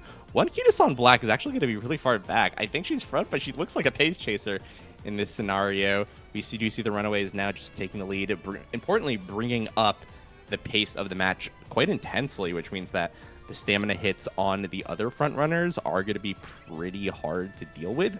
We'll see, though, as the stamina checks do ramp up into that final stretch of the race. And of course, we do have that Measure Bright and then Narita Taishin in the back. And being an end closer in this race, you can always take it. Oof. It's just really scary. Like, it's so important to keep an eye on all these skills procking from how important they are, especially with all these front runners being able to take up so much of this space. Front runner corner, being able to go ahead for a little bit of the soft white skills as we are expecting. But if we take a look at that positioning, we're gonna have to see the so funny watching the clones just all gather up in a nice little party in the middle of the area. All of them acting like pacers because how far ahead the Sound Suzukas are. Yeah, there's the clump up forward as as Dustin, the man in the race, who on here the microphone likes to call it the front runner wasteland. It's looking pretty rough right now. So many horses are going to be competing for the good positions here at the end of the race, which means that a lot of them are going to just be knocked out. Not to mention as well, right, I don't know if any of these end closers do actually have pump, but it's going to be actually hard to proc those positions because I believe 8th, 9th that don't get it, and you have to be in front of some of these front runners in order to get that acceleration. Of course, oh, wait, no corners. God, why am I even thinking of it? It's so hard. It's so hard to think about it sometimes. It's such a staple in the races that all of a sudden when it stops being a huge factor, it can throw you off. But the unique, it's able to go off at a key moment, robbing away that second place. And look at the acceleration from here. Oh my goodness, it's gonna be a Kitasan Black taking the lead, and right behind is gonna be that Bourbon. Yeah, right now we're looking for that front run between Destin here on the first Kitasan Black, the Mihono Bourbon Valentine's. It's going to be that second one. Taishin going to proc her unique now, so coming to the final stretch here. I don't actually know if it's very good, but we'll see how she ends up placing the Narita Taishin as well. Now going to be overtaking the back end of the front runners here. One of the Kitasan Black, unfortunately, not going to be able to do it, but there's so much distance for this Narita Taishin to make. But she does have a ton of time to do it. Right now, Destin's Kitasan Black is going to be heading home right now in first place, able to keep the lead throughout. And wow, we didn't see it there on the camera, but Narita Taishin off camera really breathing down the neck of Destin. But Destin's going to be the one to move on here, and losers barely holding on by a single length. That's what I was breathing a little bit. I was like, hold on. Like the camera is really starting to show more of this illusion where I'm like, this is actually a lot closer than we think. But Kita-san Black on the side of Destin will be able to take it. Got all those important procs when it needed the most. I said a max of 2 Kita-san Blacks will be able to do it. It seems like only one was just able to be able to get it. That's the story, and that is why these strict ones where it's really needed that you need a proc it, they get dangerous. They get really dangerous, and it really depends on the lobby team comp of what everyone else is running. Yep. I'm so glad Destin was in this race and he's the guy that coined the phrase, because that was like a textbook example of the wasteland, what you just described, right? So many horses jockeying for such a tight window to proc their uniques and excels and whatever they can to get ahead. Because of that, so many of them are going to be knocked out, which means that other horses are going to be knocked out of the way, bowling balls, as people like to say, and they won't be able to get their uniques because maybe the end closers that want to be in 6th or 7th or whatever, right, will end up being 8th or 9th and not be able to do it until really late. So just everyone's game plans just kind of explode, and the one person who ended up winning just kind of takes it from there. So the wasteland, there is just no resources, there's no fruit. But we're going to be moving on to our next match already, actually going to be rounding out losers quarters. We're going to be Meltup, Nekogao, and Aknama going to be taking it up and looking at these horses. It looks like everyone here has brought aces, unless, yep, there's one debuffer there at the bottom. Oh, wait, maybe not. We'll see. Okay, there we go. Yeah, it is. Okay, it is. That's a front. Wait, that's a front. Oh, that does look like a sort of a just there to kind of chariot the other fronts, I suppose. Does have the ability to take it, I guess, if everyone explodes, but not really in contention, I think, to look at. On the flip side, though, we do have the Seiyun Sky, which, again, Rod not really procking in a useful position for this race. So the Kita-san Blacks are going to be the front runners to look at, as, again, I think 100% representation throughout the teams here. Well, at least Goldship will be able to proc the unique. That's like a for sure. Here in this race with the amount of front runners. What is it called again? The Wasteland? Is that what was calling? Wasteland, yeah. Ugh, it's scary, but it's not. It's a wet wasteland. This is not the dry ones as we've been expecting right here in this Carat Clash number 13. We've seen some brutal runs from whether it be an end closer being able to clutch it out or the front runners maintaining that position. We'll have to see, as once again, unsurprisingly, Brickbat, it's 3 Kita-san Blacks. Yeah, again, just a very strong horse. Funny enough, though, has been upset quite a few times. I think that Rudolph comes to mind for times that the Kita-san Blacks haven't pulled through. But yeah, the wet wasteland, as you mentioned, the motherfucking swamp. It's what these horses are going to have to wade through here, as they're going to be boosting off in just a second. And there they go, taking the lead.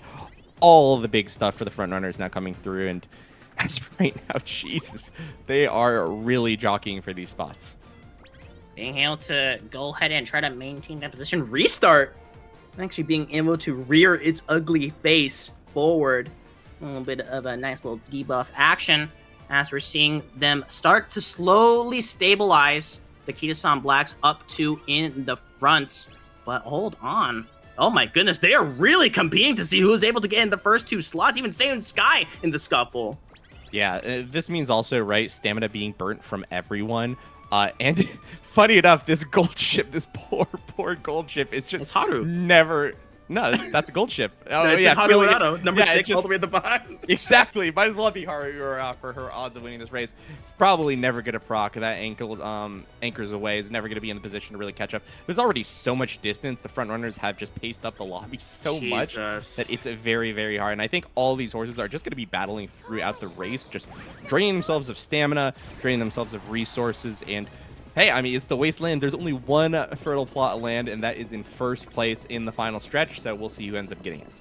Remember, in a race, theoretically, you don't have to always be the fastest one. You just need to be the one who survives at the end, because all these front runners bumping into each other right here at the area, maybe Goldship will be able to scam something, as we're seeing that number 6 number being able to slowly move up. Lots of the swinging maestros anchors away. What's up?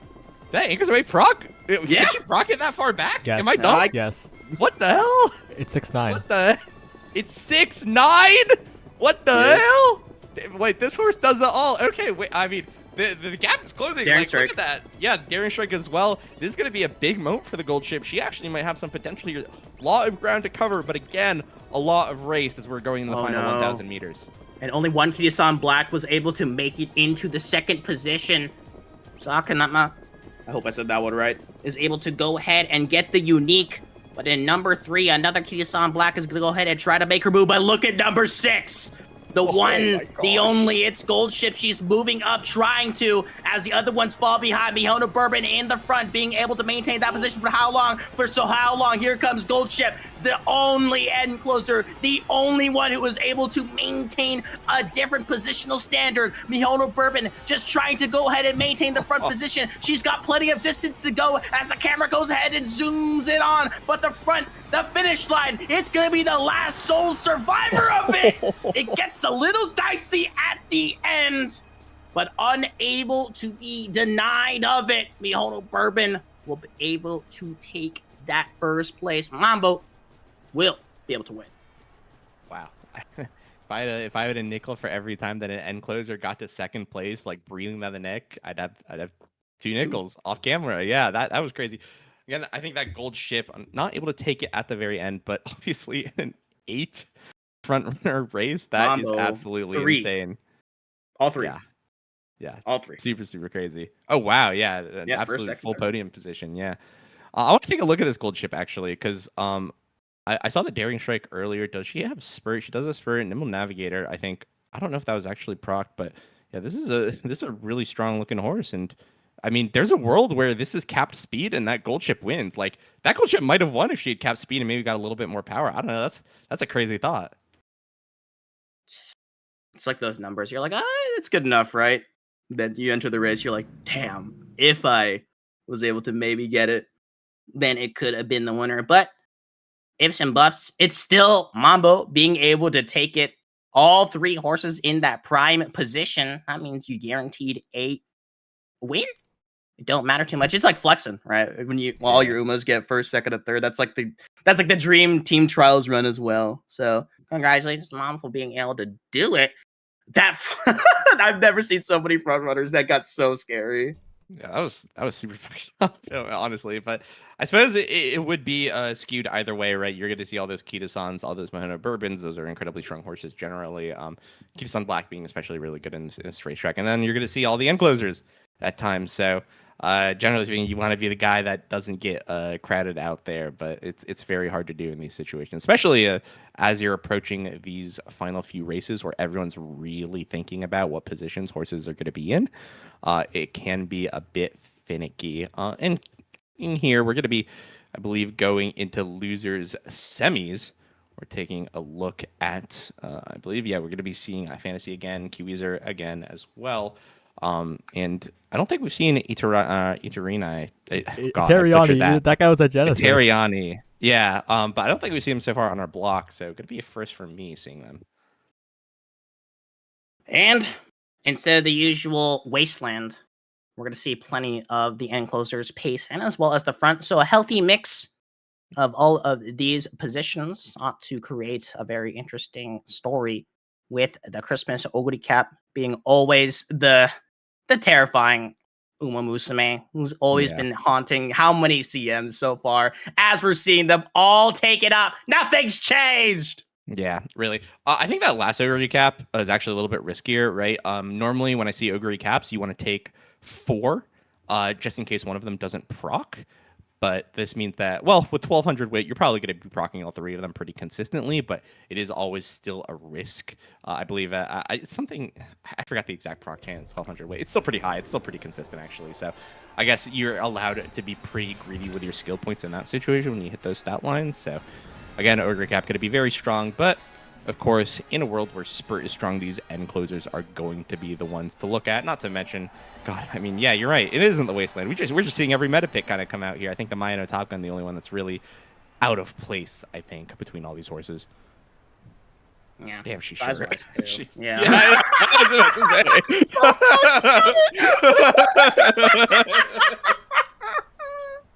My ass saying that if I'm not like a really short person as well. Oh man. Well, we'll have to see a healthy mix of everything. I'm gonna go ahead and line on up. We'll have to see who'll be able to take it. Will it be the front runners that is gonna be Kitasan Black and Neil Barber as they go off? Not a lot of green skills procking. Yeah. Notably, though, I think the end closer position is the most competitive in this race. We did see a few pace. I think we might have seen. Yeah, I think we did see 2 pace, but that means that when you are the Smino Top Gun, getting that Uma stand off is going to be pretty nice to get ahead of the rest of the pack. But unfortunately, though, it looks like despite that proc, she's going to be scooting down dead last here in the positions. Dead last. It's been in a very uncomfortable position, whether you're Haru Urara or your gold ship. We'll have to see who can make that comeback happen. As we're starting to see early Gourmand being able to go ahead and get proc, Kitasan Block gonna go ahead and take the front. A little bit of a struggle, but Berman had to back up as Daring Strike for Ansi will be able to finally go off as well. That's been like the #1 skill I'm always keeping an eye on. So we are going to see these 2 Christmas Ogre caps going to be kind of in the middle of the pack mid-race. As to be expected, I think, overall. We're going to see the end closers on screen as well. Mino Top Gun, unfortunately, just going to be picking out in the back. Does have some options here, but I'm actually really looking at the 3 front runners, the Nerida Taishin, the Tamino Cross, and the Gold Chip. They're in really great positions right now. Being able to potentially, as the contenders of this race, Festive Miracle does go off. That's a very important one. As we're going to go ahead and see Anchors Away. The Gold Ship has been released. Plenty of abilities being able to go off all at the same time. We're expecting the big moves to start occurring very soon. It's really going to be up to these front runners, hopefully, to hang on. But with 2 in the row, Kitasan Black is in prime position. But for how long? It's just borrowed time. And Tamamo Cross is in 6th right now, I do believe. 1, 2, 3. Good spot to be in 5th place, but still a really good spot to be in. Generally speaking, if you're an end closer and you're within a screen of the front runners at this point in the race, you have a good position. But whoa, look at this. Did you just see there on the bottom camera? I just saw a flash. That Ogre cap is full on teleporting. We see now on the top camera, she is closing distance at an alarming rate. All horses now going to be starting their accelerations coming into the final spurt of the race. We see Nerida Taishin. We see the Tamino Cross now going to be contesting that spot as well. Kitasan Black able to hold the spot, but likely not for long. This Ogre cap now catching up and passing a lot of these horses. Has so much speed to work with, but Nerida Taishin has fully posted ahead. She's now proc 2 velocity spots. This is going to be a very hard Nerida Taishin to beat, and I think that's it. She's locked top position for Fantasy to move on in this bracket. Nerida Taishin is the one, the end closer, able to make through it all, and able to get those great skilled procs to get the speed to overtake. Nerida Taishin's going to be the one advancing Fantasy over into the next round. Ugh. These end closer battles get ugly really fast. Like the front runners, when they're all battling, it's like a little cat fight. But when the end closers, it's just like if the frame perfect proc doesn't go off, you're like, I lost. It's like a really like hard like gamble on those aspects and a really hard one. But great stuff to Fantasy with the end closing Nerida Taishin, the potential Uma who's able to take it out as a #4 favorite. Will be taking that #1 spot and moving on in that bracket. That Christmas Ogre cap on as well, taking #3. My goodness. Oh, and importantly, Fantasy has broken that curse that Saya mentioned earlier, is going to be on the loser side, but still in top 7 of Carat Clash, so able to actually place. Congratulations to them and their Nerida Taishin. All right, Doesn't matter how you do it. send the break. Broke it. All right. So great stuff. Great races. Plenty of more action. We're going to go ahead and take a nice little break. Don't go anywhere for more action of number 13, Carat Clash. Number 13. Yeah, bro. That I want. You were supposed to cut. You were supposed to cut right now. That was supposed to be the last word, but now I'm here. You.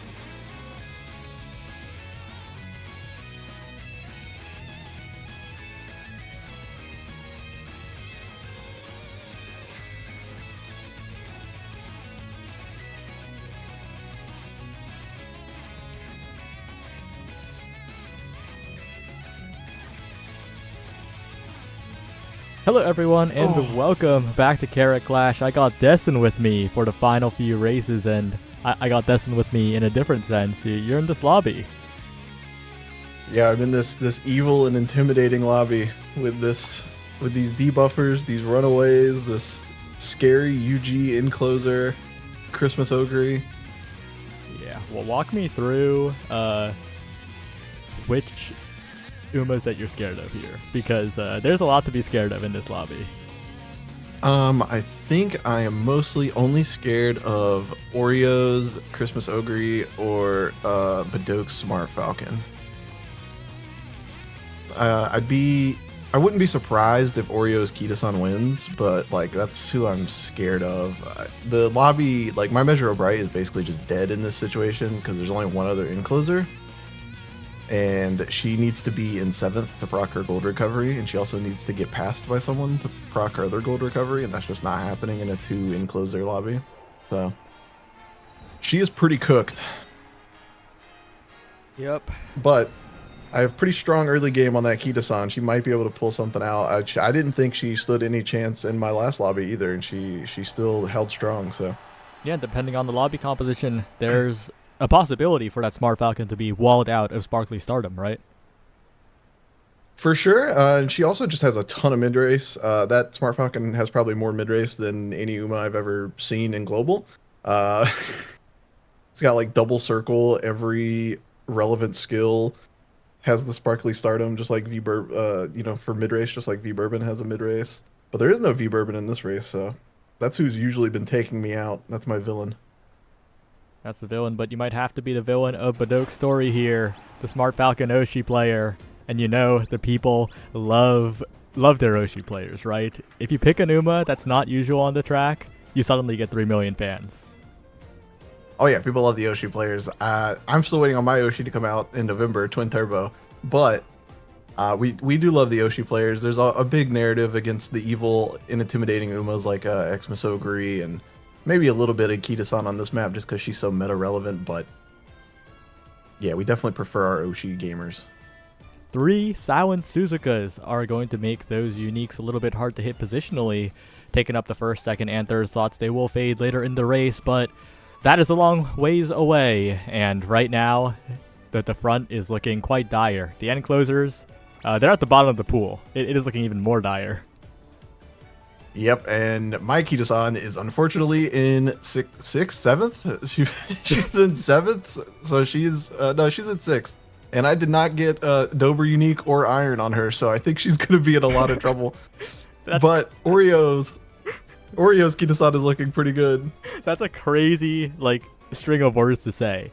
I didn't get Dober Unique or Iron on my Kita-san Black frontrunner. Yeah, you just don't really, in the actual CM, I don't think I'm ever going to run into a triple Suzuka lobby with 7 fronts, but in Carat Clash, it is probably an eventuality I should have planned for. And right now, the running away, and the front's looking a little uniqueless at the moment here. The Kita-san Black, number 8. That's going to be Oreo's trying to overtake, trying to get into that second place position here. But will she have enough mid game? It's looking like the answer is no. The silent Suzukas are just blocking. They're blocking, but they're not going to spurt. They probably don't have enough stamina to spurt. So as soon as they hit that late race, Kita's just going to immediately zoom by and proc that victory cheer. There we go. And the Smart Falcon on her tail, but it's not looking too good for Badok here. Oreos, Kita-san in such a massive lead. The only thing that can stop her now is a backliner, but the backliner still very, very far behind. Measure of Bright also trying to catch up, but it's a long ways away. Christmas Ogre, just an ally of that Kita-san Black, number 6. It's all up to Measure of Bright to try and put a stop to this Kita-san Black, but she's so behind here. Wait, Smart Falcon running her down, perhaps? Is it going to be enough here? Is Smart Falcon... there's not that much room left. It's just going to be Oreo's blast forward. It's going to be Kita-san Black securing it. Yep.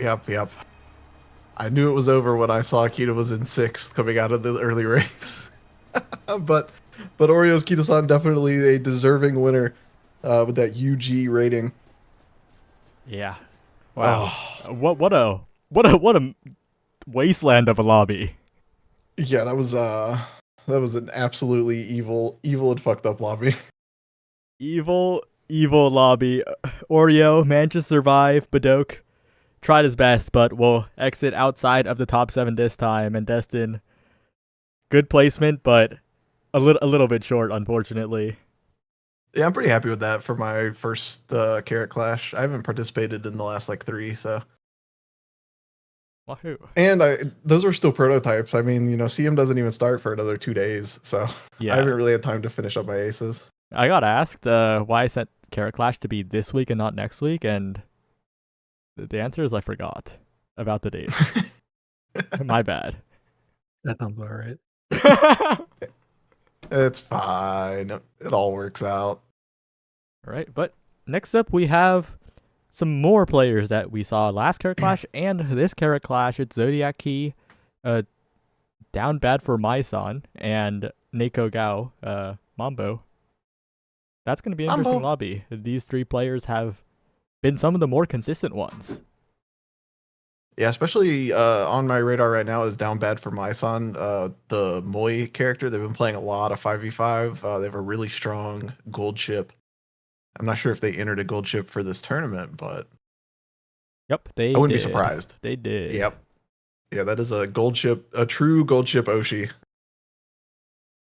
It's interesting. We're talking about it too, right? Like, in an overall CM environment, it is extremely risky to run one front to end. The solo front just kind of explodes, but we're seeing quite a lot of players run one front to end in Carat Clash. Yeah, and I'm not sure if they're planning to do that in the actual CM or if that was a strat they brought out specifically for Carat Clash. But in Carat Clash, I think it definitely does have a lot of merit. Wait, why is that Mihono Bourbon A+? Yeah. Is it a debuffer? Your Okay. spidey senses were tingling. I was like, the Haru makes sense. A lot of people are still bringing Harus to grief Sleeping Lion, so that makes sense. Hopefully Zodiac Key is not relying on that unique to survive. Yep. We'll see. That narrated Taishin, Zodiac Key has been one of the more consistent placers in Carat Clashes in general with that narrated Taishin, of course. Taishin, a good Uma to be consistent with, right? The Encroaching Shadow not being positionally dependent is a huge benefit to her consistency. Yeah, I mean, it's really good. You just get those, I saw a really cool encloser video by this W agent guy. He talks about how you can just stack a bunch of mid-race, get really high wit, and then just hit Encroaching Shadow from like 4th, and you don't really need to worry about anything else. Yeah. You rarely see it play out like that any day nowadays, but there's no runaway in this lobby, so that could be pretty viable, especially if he has Daring Strike. I'll get you that in just a second. And no Daring Strike. Okay, so it's going to be a little harder. The Umastand might be able to get him in the front of that encloser pack, but with Anchors Away and all that fun stuff on the other enclosers, Tama also having a bit of a mid-race unique, it might be a little hard for the Taishin. If she has Nimble, it's probably still doable. Definitely possible here. Lots of enclosers are looking to make their move. We saw Tamamo Cross be a big threat as well earlier, but you can't cut out the front runners in a situation like this.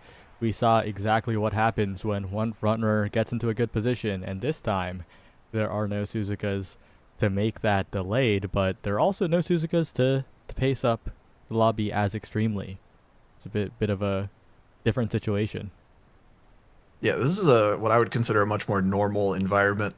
Maybe not the Haru. We'll probably see some Harus in the real champions meeting again, just to kill that Sleeping Lion proc. But yeah, this is, I would have loved to be in this lobby. This lobby looks like a dream. Normal indeed, but also the meta threats that we knew about. Kitasan Black and Mihono Bourbon, Valentine Edition, competing for that first place. And as we saw earlier, not quite the 3 million fronts lobby, but still 4 of them are going to be moving up very, very quickly. Yeah, and that Operation Cacao, plus Kitasan can't get Professor of Curvature, so a lot of people have been running this Bourbon specifically so they can hit that Operation Cacao, Professor of Curvature, Escape Artist, just stack all that mid-race and just hope that they can build enough of a gap to outrun the enclosers. And it looks like the Mihono Bourbon is going to try and play spoiler to one of these Kitas. Of course, Victory Cheer can still proc in second, but one of them is currently completely shut out. My eyes are on the gold chips, though. They got to be careful, right? If they drop a little bit too far forward, they'll lock themselves out of that anchors away. And that's going to be a huge detriment, especially when the end closer are so close together here. Number 7 and number 5 are the ones to watch, as they need to be the back half of the end closer pack. Yeah, but more importantly, that Narita Taishin is at the front of the encloser pack, which is what I said she would need to do if she wanted to win with encroaching alone. So she is in a pretty good position, assuming we don't get some anchors away going off here. Oh, looking for that anchors away here. Still waiting, but the recovery is coming through, not missing. And anchors away for Mambo. On the other hand, Boy's gold chip, I think, has just missed anchors. That's going to be a really big problem. Yeah, she's pushed a little too far up. She could still proc it now and get some insane Antarctica server anchors away carryover, never before heard of, but at this point she's looking to spurt and maybe nimble. And she is still in a... Missing anchors away usually means you're in a really good position. Tamama Cross, though, looking for something. Straight away spurt encroaching shadow. The end closer excels are coming through. The mini-map is converging. And the front runners are very, very far forward. It's V Bourbon looking to overtake. Gonna get past the Kitasan Black here. And gonna be the leading front runner into the final corner. However, there's the gold chip. Just running in. There's the Nemesis. The end closers are here. And they want that first place. It's such a massive clump in the minimap. It is so incredibly close. But as we round the corner, it's going to be that gold chip in first of that backpack here, overtaking the Kitasan Black, who has been surpassed well and truly. And Tamama Cross now, White Lightning in the home stretch. But it's gold chip, the one looking dominant. Gold chip passing the Valentine Bourbon. And it's going to be gold chip closing it out here just barely at the end of the race. Yeah, I believe that's Moy's. I want to say it was a bright yellow gold chip in third before the chiclets disappeared. Ooh. Yes, that is Moy's. Yeah, the like I said, missing the anchors away usually means you're in a really good spot. If your gold chip is in a position to miss anchors away, that means she is really far forward for an encloser, and it looks like that holds true. Yeah, missed anchors away, but all of this mid game was enough to push up forward. The duty of dignity calls. Yeah, wow. That's a good call. I'm really curious what happened to that Kita-san. We saw her get passed by the Mihono Bourbon, which makes me wonder if she had like a delayed spurt or if she missed Maestro somehow. I would love to get some actual data on that race. Because the Mihono Bourbon's hitting an inherited victory cheer, and the Kita-san's hitting a full power victory cheer, and somehow she still gets passed going into the late race. It's very interesting. Yeah, definitely a strange occurrence here. But we're going to head on to the winner's final next. That's going to be the Symboli Rudolph that people have been talking about, because that character, there's always some kind of Oshi player star, but making it all the way to the winner's final, that is a little ridiculous. Taking out many, many notable players, including Down Bad for My Son, who we just saw win. That is not easy to do at all. Yeah, and I was a little worried for the Rudolph in that race, because the Rudolph was pushed so far forward. I didn't think she was going to have enough Umas to pass to proc her unique, but at the very last second, she went from like third to fifth, like neck and neck. And it was just enough that she was able to pass those three Umas and then go from second to first. Yep. See if we can pull something out to a similar effect in this race. Not just that, though. Real, known as No Stamina in game, is a solo ace Tamama Cross player. And if there's an Uma that you want to play solo ace, Tamama Cross is one of the better ones for this CM, right? Yeah, of course. She gets that, which I think last race we saw the White Lightning proc on the final straight, which is a little interesting, but it has that unique positional requirement where it can hit as a pace chaser or an encloser. You can try and get some good carryover, some minor excel going into the late race, or you can get it on the final straight like we saw with that Tamama. And I believe she does have that built-in straightaway spurt, so you don't have to try and RNG it with a support card or an inherit. Yep. It makes training that much less frustrating. And speaking of frustrating training, Manhattan Cafe, unfortunately, relegated to kind of just debuffing a little bit here. Part of the team, but unfortunately not a contender, I think. No, the Pace Chaser Manhattan Cafe is very interesting. It's she has so much stamina. You would think that maybe she is a contender. I don't know. Maybe she can get lucky pace or something. I'm curious what their plan was, because it looks almost like they built her to be an ace, and then they were like, wait a minute, this stat line isn't good enough. Let me buy some debuff skills. Yeah, what's up with this lobby? There's no front runners in this lobby? There is no front runner in this lobby.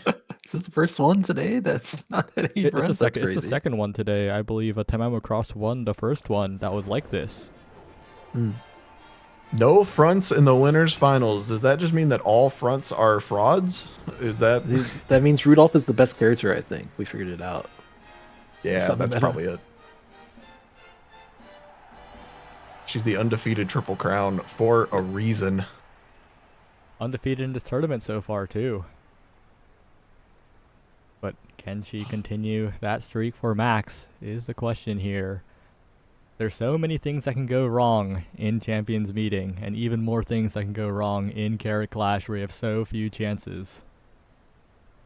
Yeah, I'm actually a little worried for the Rudolph with this lobby composition. If she ends up pushed really far forward like she was in that last match, there's no fronts to give her any type of buffer this time. She's going to be in like second going into the late race if she pushes forward. Wow, just a massive, massive crowd at the front, but it looks like it's the debuffer that's going to take first place here, going to become the pacemaker. And that's going to be interesting because the debuffer is not going to do very well in the final spurt. So is that just going to be like NSM fodder? Is that going to be like nimble navigator fodder? Like, I'm a little worried. For sure. I'm actually a little more worried about the X-Ogre. Sometimes we see these Xmas Ogre players, if they play pace, they'll use U equals MA2 as one of their triggers. But if she is in second, she's not going to be able to get that proc. She will be able to get Pure Heart if she's running Pure Heart. But either way, if she's running either of those skills, she's probably happy that she did not get lucky pace. Yep. Very weird lobby here, as it is with no front runners, but the end closers, it means that they are in prime position. They are very, very far up relative to the lobby and ready to pounce, but there's still plenty of race left to go. We're still in the middle section, and Symboli Rudolph, once again, the star of the show. Yeah, and I think we're going to see another gold ship miss anchors away. She's in like fourth right now. She's going to have to get past twice just the proc. Yep. Stamina Siphon, Flustered End Closers, the double debuffers doing a lot of work here. That's going to be the solo ace player, no stamina. Going to cause the enemies to have no stamina, but will be enough to reduce the spurt, delay the spurt, even take out an Uma.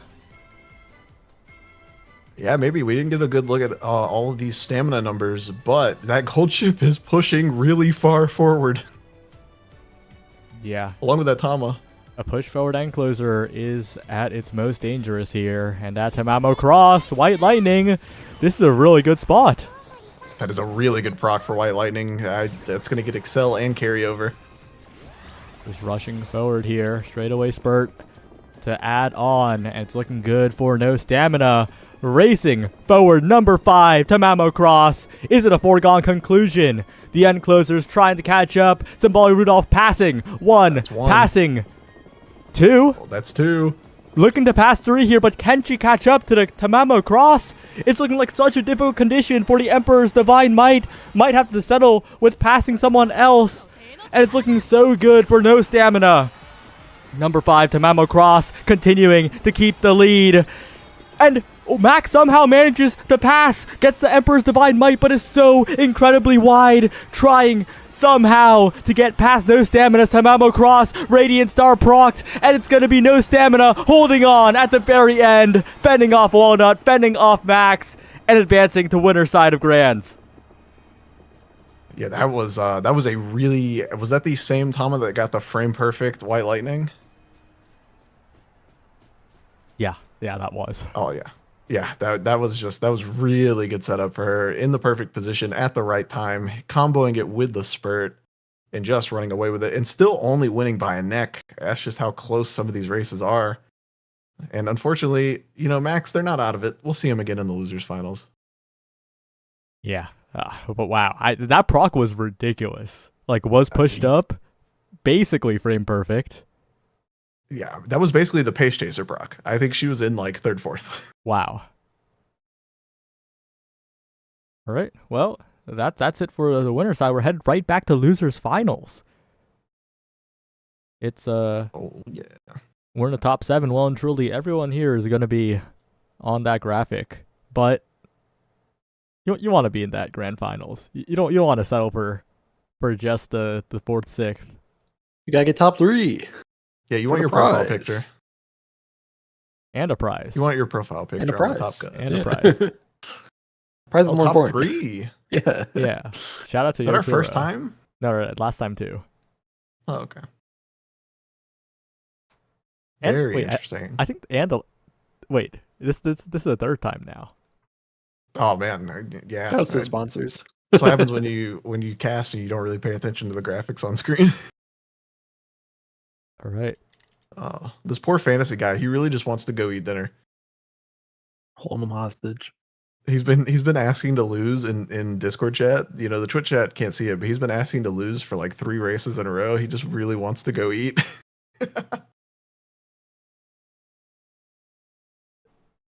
He's got to make the most of this one though. It's his first time in top 7.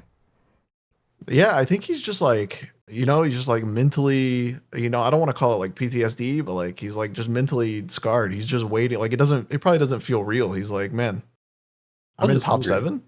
7, or he's just hungry. Yeah, he's right then. He might just be waiting on the other shoe to drop. He's just like, what am I supposed to? I'm supposed to get unlucky and lose to weird stuff. That's true. He famously lost to like 1,000 speed Mayano Top Gun with like the lowest rating in the tournament in one of the earlier Carat clashes. Oh man, me and Fantasy are in the same club, except mine was in CM finals and his was in Carat. Losing to 1,000 speed Umas, handshake. And I'm guessing we are waiting on a lobby code.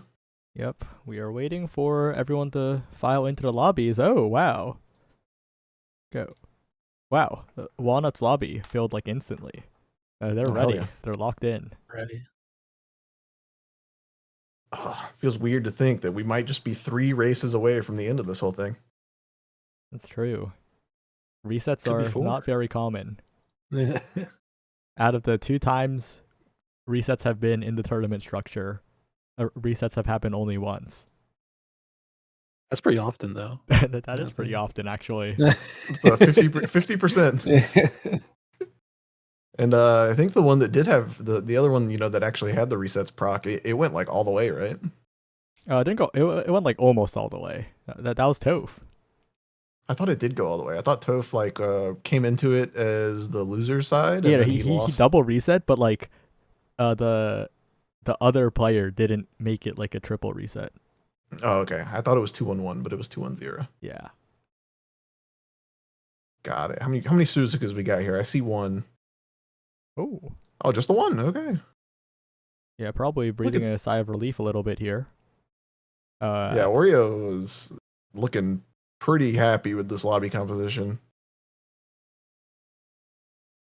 I believe he is the only front.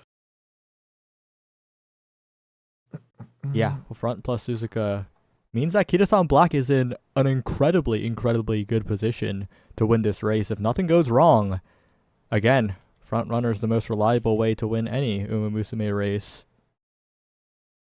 Yeah, she can't even spot struggle with this composition. She would have to get rushed and miss a recovery or something. But otherwise, I mean, she's in a really good spot. Unless she has Pure Heart and she just overtakes that Suzuka too early, but I don't think she has Pure Heart. I think she has Maestro.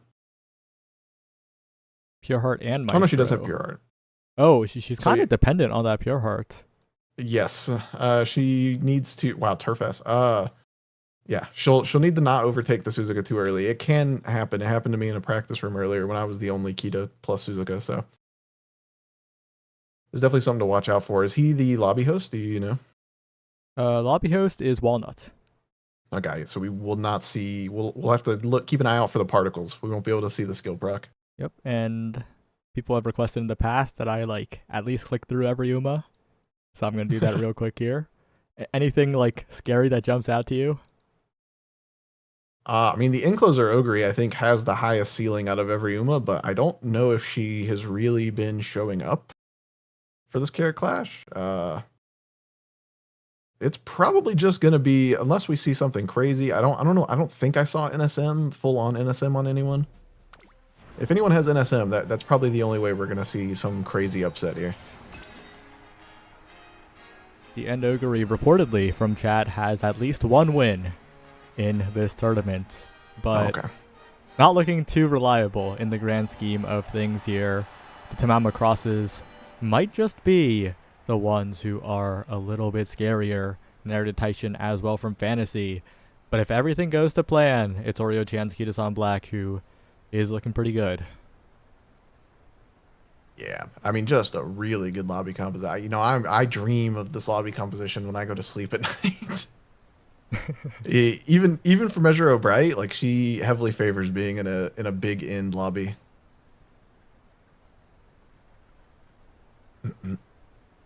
Wow. And we get the variable start time.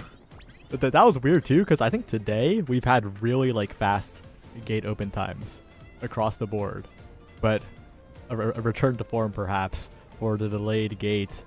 No delay on the Sound Suzuka, who is currently stretching the lobby out completely. This is a massive gap already. Yeah, and that's looking pretty good for the Pure Heart proc that we were looking for. Kita-san has a lot of ground to cover, and she can definitely close it before late race, but hopefully she doesn't close it before that Pure Heart proc. So let's look at this backliner lineup. I believe we've got Gold Ship leading the pack with Tama right behind and another Tama right behind. Yeah. With that Narita Taishin and the Xmas Ogre in dead last. Oh, she's in 8th now. Looking at that Taishin to try and push up here. She needs to get to a better position if she wants to win. But that is a good sign for the Tamama Crosses and the Gold Ship. They might be in a perfect place to start accelerating. The Gold Ship, though, pushing up a little bit too far out of her comfort zone. And she's not going to anchors away just yet. Or ever. Yeah, she's in 5th, so she did hit Daring Strike. I saw the Taishin hit Daring Strike as well. But you never know, we might get a White Lightning proc a little early, and maybe they'll overtake, and we'll get that crazy... Oh, that Kita-san did overtake the Suzuka already. I don't know if she got Pure Heart. Yeah, that is a really, really early overtake. We'll have to watch out to see if the full spurt happens or not. Christmas Ogre Caps looking to try and push up past the Suzuka. And if possible, nimbly navigate or say there's no stopping me here. Pass a little bit earlier. Kita-san got the Radiant Star. That's a half heal. It should be good enough. We'll see if the front runner Kita-san can maintain position here.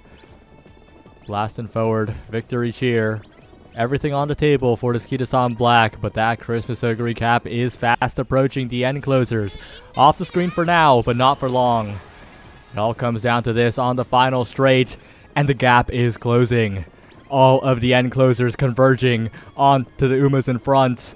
And my eyes are still on that Christmas Ogre Cap, who is just speeding up so much. Akita-san, I think, ran out of stamina or something. Not full spurting or something, because that overtake was mighty fast. And that's looking dominant from the Christmas Ogre Cap. The end closers giving chase, but the Christmas Ogre Cap looking good. Past Akita-san, well and truly. Narita Taishin, an entire screen away, it feels like. And as the camera closes, there's only one Uma in contention. Christmas Ogre Cap does it again and wins this race. Yeah, and I believe that's going to be Fantasies? Yeah, it was not End. It was not End. Yeah. So not only did he make top 7, but he's going to the grand finals. He's in the top 3. Wow, man, that's I would again, I would love to have the data on that one. Because I'm very curious as well. I mean, I think she lives with that Radiant Star proc because that is half a gold. I don't think she full spurted. Yeah, maybe she missed Maestro.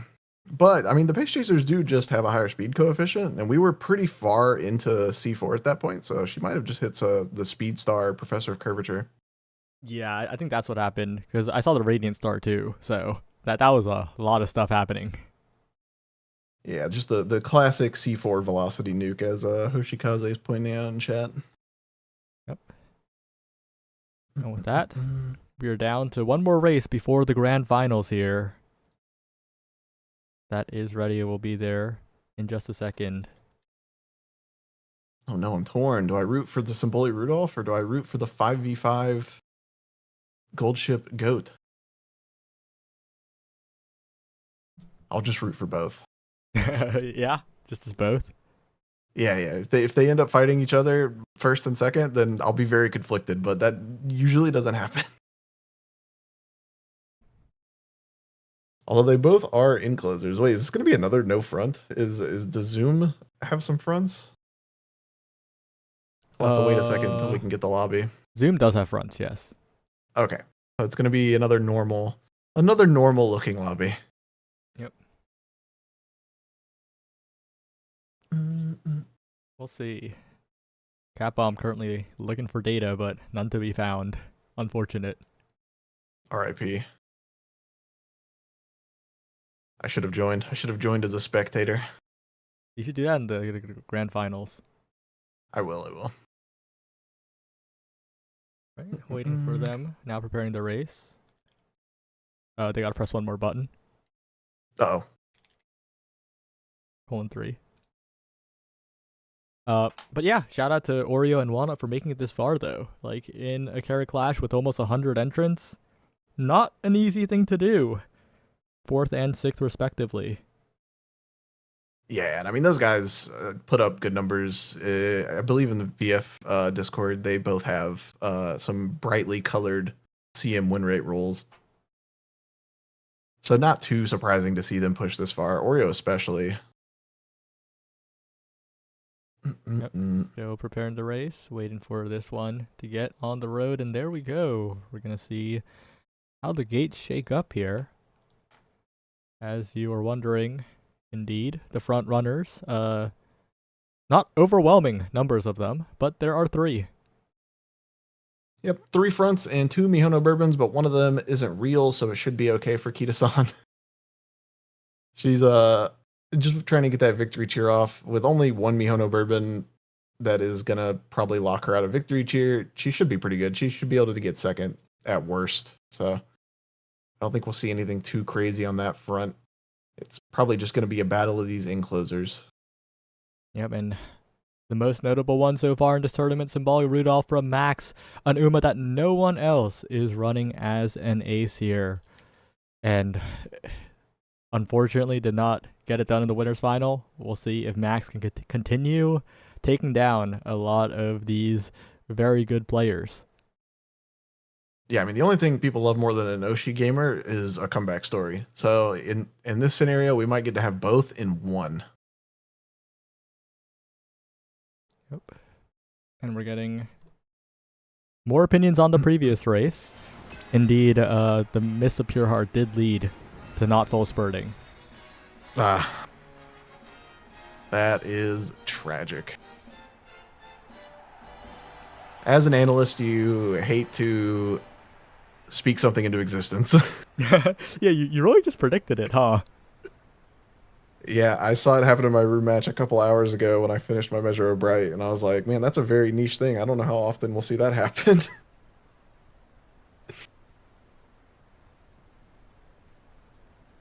Oh man, Kim Jong-un, huh?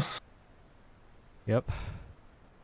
We'll see. I remember my very first Carat Clash I ever casted. I got jump scared by Kim Jong-un. Yeah, Brickbat made a joke about that earlier in the tourney.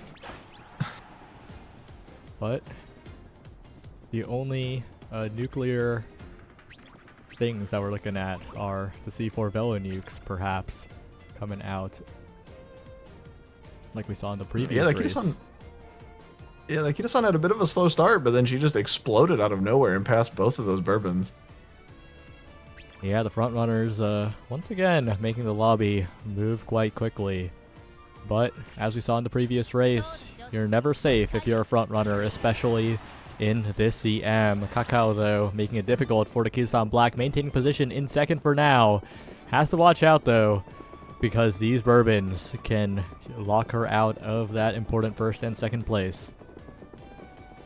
Yeah, I mean, luckily for her, one of those bourbons is a debuffer, so even if she gets locked out, it shouldn't be for too long. I doubt the debuffer will full spurt. So it might just be a slightly delayed victory cheer, but it's okay. Right now she's holding strong still, and let's see what we've got going on in that backliners, because they are closing that gap. Definitely so. The backliners jockeying for position. Number 9, gold chip. We mentioned it a lot, but a little bit too far up here to proc that all-important anchors away. Yeah, it's really close. If she can just fall back behind that cafe for like 1 second, she'll get it, but it doesn't look like it's going to happen. She just closed the door, moved into that inner lane. So now she's going to have to fight from 5th. Kitasan Black looking good for Zoom here. Almost overtaking into first even. No rod to speak of on this course, of course, but don't forget about that Tamamo Cross currently in 4th, looking like she's in a position to win the race as well. Yeah, my eyes are on that Symboli Rudolph. She is in, I wouldn't say a perfect position. She probably wants to be one further up, but she is in definitely a good position to proc her unique as long as she can hit some excels to get that forward momentum. The debuffer is falling behind here, cannonballing back and not hitting anyone that we can see so far. Symboli Rudolph advancing as well as the lobby closes in. Kitasan Black still maintaining momentum and Tamamo Cross passing. It's getting close here, and that Symboli Rudolph is looking to get one more overtake, but that overtake might come too late. There's no one to pass in her vicinity. It's looking like Tamamo Cross's game, or maybe it's Kitasan Black's if she can keep it up, but it's not looking too good for the Kitasan Black. Is White Lightning coming through for Zoom. The gold chip as well in contention, but it's going to be Zoom in first place, zooming into the grand finals. And man, these Tamas, I think 5v5 has ruined my image of Tama. Every time I see this Uma, I just think she's a fraud, but she is really showing up today. Yeah, Carat clashes are like completely different in like which Umas they raise up and lower compared to like CM and 5v5, right? Like Nerida Taishin, back when she was being called a fraud, she was winning Carat clashes. Yeah, unfortunately, the Rudolph in 4th. Yeah, evil, intimidating Rudolph. She was so close to greatness. She just needed one more pass. I think she got it, but it was too late. And part of that too is that I think Harurara debuffer from Moy, from Kim Jong-un, that kind of helped in the anti-Symboli Rudolph strategy, right? Usually when debuffers die, they let that end closer Symboli Rudolph pass. Harurara was nowhere even close. Oh yeah, no. Her being in Narnia, hanging out in the back of the track, definitely eliminated someone for her to pass. And then I think, so really the cafe and the bourbon were the only ones, but just didn't work out for her. But, I mean, I love seeing a Tama win. Yep. We're down to our final 3 here. Fantasy in his first ever grand finals, but on loser side right now. No stamina, Real in first. And Zoom Kirby looking for a win as well. Yeah, I mean, really, this could just be anybody's game. I'm trying to remember exactly who has strong-looking Umas. I want to say this is probably anyone's. It's going to be pretty RNG. Normally, I have like a favorite in my mind going into it, but I can't really have a breakout here. All right. Potential first of 3 grand finals races here. And these are Umas that we've seen before. Familiar faces from this tournament so far. But taking a look at Christmas Ogre Cap, that Uma has a lot of mileage for fantasy. Yep, she just won the losers finals. I don't know if it was I can't remember if it was a good festive miracle proc or if I think she just hit that C4 velocity nuke and just ran it down. But especially in a lobby composition like this, where is this a... Oh, no, it's two fronts. Okay. Yeah, two fronts with the Kita-san and the Mihono Bourbon. So, I mean, I would say she's in a pretty good spot this time around as well. Yep. It is interesting that we see debuffers coming this far. I think we've had a debuffer in both losers finals and now the grand finals. Yeah, it's these solo ace players convincing everybody that they're soulful while double debuffing. You know, it could be worse. They could be like solo ace gold ship or something. No, solo ace Exposogre would probably be the most evil.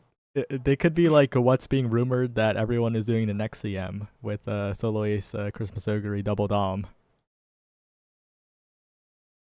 Oh, that was I think Fantasy gave a really good breakdown of potential CM12 comps, and it was Exposogre 2 doms, Exposogre 2 fronts, Exposogre Exposogre 1 encloser. I was like, wow, yeah, these are really good variations. Yep. Right, again, no stamina. Winning this one wins the entire tournament. But Fantasy and Zoom still potential to win it from loser side here. And I believe it's no stamina. Yeah, you have the marker. So if no stamina wins, that's it. Yep. Gonna be looking for that blue Tamamo cross. Quite the synergistic color compared to the orange Tamamo cross. Yeah, or the black Tamamo cross. I think blue or red, you're looking pretty good, but the I don't think she has any accents on her G1 for black. Yeah. Ogre Cap's looking good in the #1 slot as well. Oh yeah, I mean she's just hiding at that point. That's just like a rabbit in the snow. Who knows what you're looking for? Taking the lead here are the front runners. Getting hit with the debuffs, but we haven't seen debuffs really play a part, right? Unless Anuma misses the recovery, in which case they are dead anyway. I don't think we've seen debuffs be a difference maker. I mean, it kind of makes you wonder, right? Because these debuff players did make it this far. So it's almost like, you know, maybe they're onto something. Maybe that is the difference maker. That's true. Yeah, you can't measure the value of debuffs from anything flashy happening, but from results, maybe you can. Let's see, we get that Christmas Ogre about where we think she needs to be. The Rice Shower is a debuffer, so she doesn't particularly matter. Tamamo looking to lead the backliner pack, but she just slowed down a lot. Wow, she just went from in front of everyone to almost behind everyone. It's going to look like Fantasy's Taishin is leading that pack now. In this grand finals, notably missing the People's Champ here. Gold chip absent, and we've seen a relatively low concentration of gold chips in this entire bracket compared to what would be expected. I think a lot of players branching out and specializing rather than taking the simple free-to-play option. Yeah, and we just saw that Tamamo hit a nasty chain of velocities. I mean, look at, she pushed up. All the enclosers were bunched up, and now the Tama is just like almost overtaking the Rice Shower just as position keep in, so she's not going to get PDM'd at this point. Well-positioned Tamamo cross, but so is the Narita Taishin here. #6 from Fantasy, pushing up as well. Cryptosoguri, of course. Festive Miracling, but I don't think that's the carryover spot. It's not, but we've seen this before. She does have the Speed Star. She does have the Professor of Curvature, the innate experience. Tamamo cross. She does have... Relevant from no stamina. Unfortunately, Fantasy's a little bit far back. Yeah, a little bit far back, but he does have that 0.4, but I don't see it proccing. There we go. It's a little late. He's going to have to make up a lot of ground here. Oh? Getting completely blocked. #4 completely blocked by the Christmas Ogre. That's going to be Zoom moving forward. They're both debuffed. And the backliners are struggling. The front runners thriving. But there's a lot of room left to race. The Tamamo cross is pushing up. #4, #2. It's Zoom in the lead for now. And looking to maintain that lead. Can Zoom get it done against his own front runners is the question here. On the outside, it looks like on the inside as well. The Tamamo crosses converging, but they're all in such a straight line here. The Festive Miracle, not a question, and the answer is Kita-san Black. The front runners hold on long enough, and Zoom controls everything, winning the race and resetting grands once. Yeah, that has got to be a really bad feeling to get blocked by your. Was it his own debuffer? He got blocked by the rice shower. No, got blocked by Christmas Ogre. Ah, okay. Yeah, so Okay, Fantasy. It was like a team play thing, you know. Zoom won while Fantasy was holding off no stamina. He was like, "Listen, I can't do it, but I'll hold him back." And keeps both of them alive. Of course, Zoom in a better position than Fantasy to win the entire thing. But Fantasy, of course, would rather take that than the race is ending here. Yeah, now we just got to see the reverse sweep. Would be the first one, I think. That's true. No player has won from a 1-1 situation, 1-1-0 situation. That'd be quite the story. Your first time in top 7, first time in grand finals, first time reverse sweep in grand finals reset. But for that, Fantasy has to win 2 in a row now, and that is a difficult task when all 3 players are looking pretty consistent. Yeah, I think at this point it is a fantasy, but it's But he's got to make it a reality. yeah, he's got to make it a reality. Man, we're sketchy. That guy, the goat call. It wasn't even an on-stream call. That was like practice. You're right. Oh, I'm not in this lobby. I joined the first grand finals, but I didn't join the reset. No, I shouldn't have said ready. That's all right. That's on me. I was too busy reminiscing. Yeah, Sketchy does that to people. Mm-hmm. And I mean, these are the same Umas, so. Yep. I just need to type in for, of course, the visual aid. Oh, of course, our little tracker on the side. Oh, I got -2 in chat. GG. What? They didn't like the fantasy pun. They hate Deserved, us. honestly. Deserved? What? Keep in mind, you're not just -2ing us. You're -2ing Sketchy. True. They hate us. They hate us. Surprised you can't just like copy. Oh, you have to change the gates. Yeah. Yeah, that's a real kick. It's a real kicker. There's no like actual like way to automate this reliably. Maybe Yeah, I mean even OCR is gonna fuck it up probably. Yep. But here we go, going into grand finals race 2. No stamina, Zoom, either one of them wins and it's all over. Fantasy needs to win 2 in a row to have any shot. 97 entrants reduced to down to 3. Fantasy, the number 1 and number 2 favorite. But favorites don't really mean too much in Umamusume. Yeah, I mean, he's really running the high ceiling, low floor compositions. You know, if Taishin misses Encroaching Shadow or Sleeping Lion, it's all over. If Christmas Ogre doesn't get the right timing on that Festive Miracle proc, it's all over. We'll see. All of the gates changing. Bit of a mental reset for all of the Umas here. We're seeing the front runners again in a lobby with only 2 fronts, both of them being Zoom. That's the polar opposite of Fantasy. That's the most reliable win condition in this entire lobby. Yeah, Kita-san in first or second, which is the only place she can be in this composition. Which makes you wonder, how is this going to be any different than last race? What are some variables that could happen here that we could get us a different result? Well, we could see the Velo Bomb, we could see the C4, we could see a lot coming out from that Christmas Ogre cap, but it's going to have to be that Christmas Ogre cap doing something, because the Tamama crosses, of course, all threatening, but these 2 front runners, just a massive wall to overcome. Yeah, and we do see the Taishin is unfortunately hanging around the very back of the encloser pack. She does pass the Tomomo cross, but ideally you'd want her to be up there with that 5 and 7.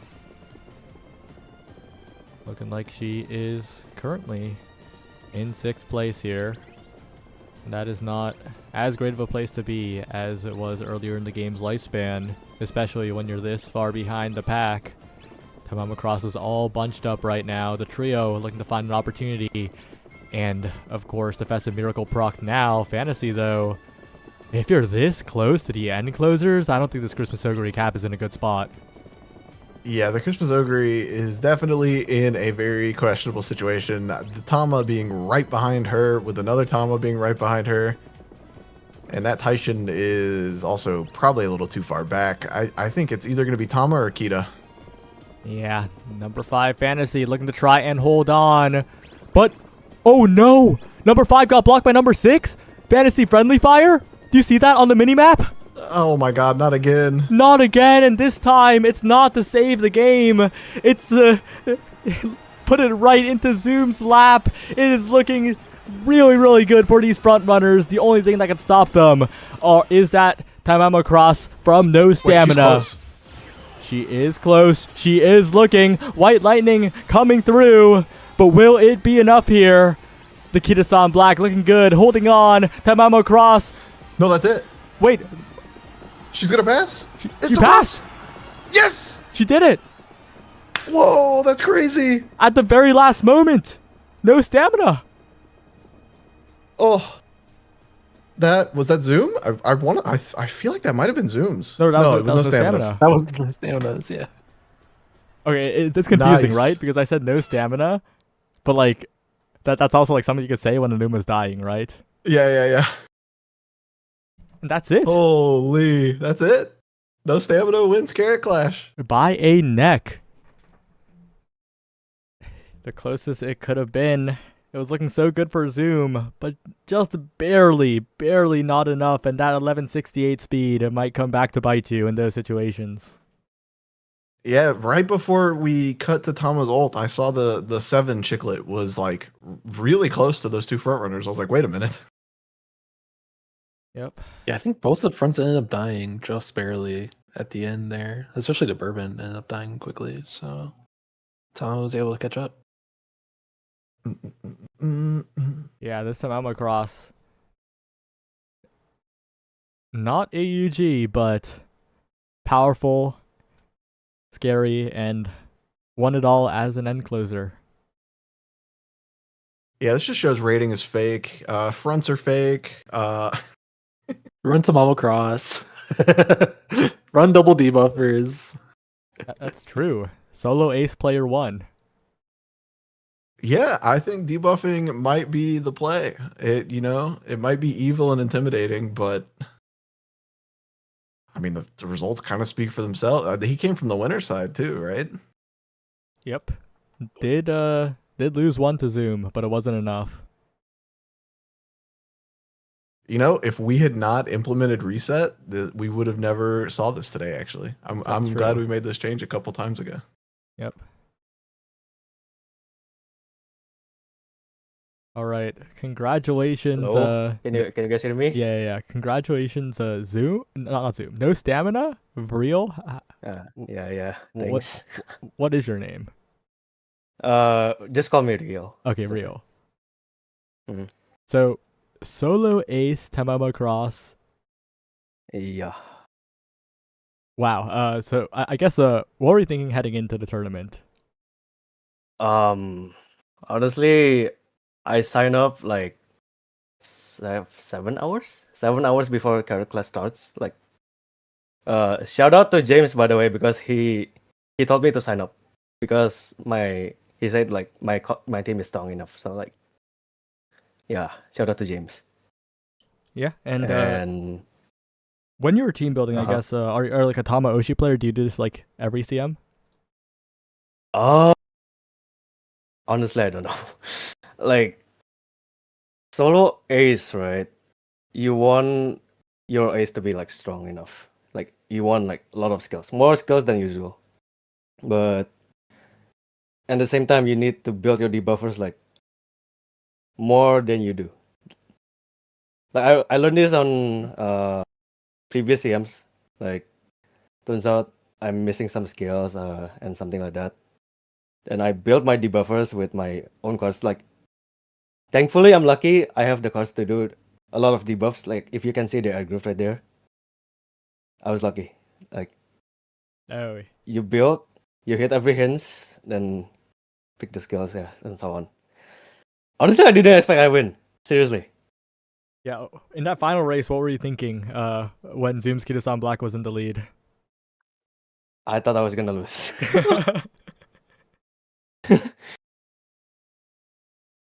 I thought I was gonna lose, but like, yeah. Also, can I say something as well? Yeah. Okay. I've been told to do this, but shout out to Gao Gang, by the way. Gao. Gal Gang. They're Yeah. in the chat. Is that your And, is that a club or is that just like a group of homies? The boys. The boys, yeah. all right. Yeah. Any questions, Dustin? Yeah, do you think the debuffers made the difference? Do you think you would have won if you had ran 3 aces? Honestly, I'm not thinking about races. I just want to do solo this game. Got it. Yeah, but debuffers, it actually like stamina checks like every single Uma. Like I did some scrims. Like if you did like, if you guys know Hakuraku, yeah, like you guys know it. It's illegal. Oh, okay. No, We like I'm not gonna mention it, but- avoid saying it by name. It's illegal. Okay, sorry. Like, sorry, my bad. We According to the say, we say sim. like stats, okay? Okay, according to stats, right? I just start check people. That's how I win. Okay. Yeah, and I think someone pointed out. I think like Bourbon and Kitasan like might have slightly died near the end, and that might have been the difference maker. Yeah, if they Maybe. rush and the flustered hits, it really just like it kills a lot if you get a flustered proc on a rushed proc.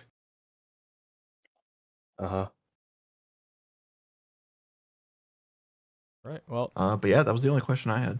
anything else you want to say to the wait. people? Always believe in your OC. Oh yeah. Right. Yeah. And with that, thank you everyone for watching. Shout out Rio for winning. Shout out Zoom Yeah, for thanks. second all the way up from loser side. Shout out to Fantasy for breaking the curse and making grand finals, showing that he's not the Chovy of Umamusume. What else? I think we have one more thing left, right? The announcement? Yeah. Okay, I'll play the video. See ya, everyone.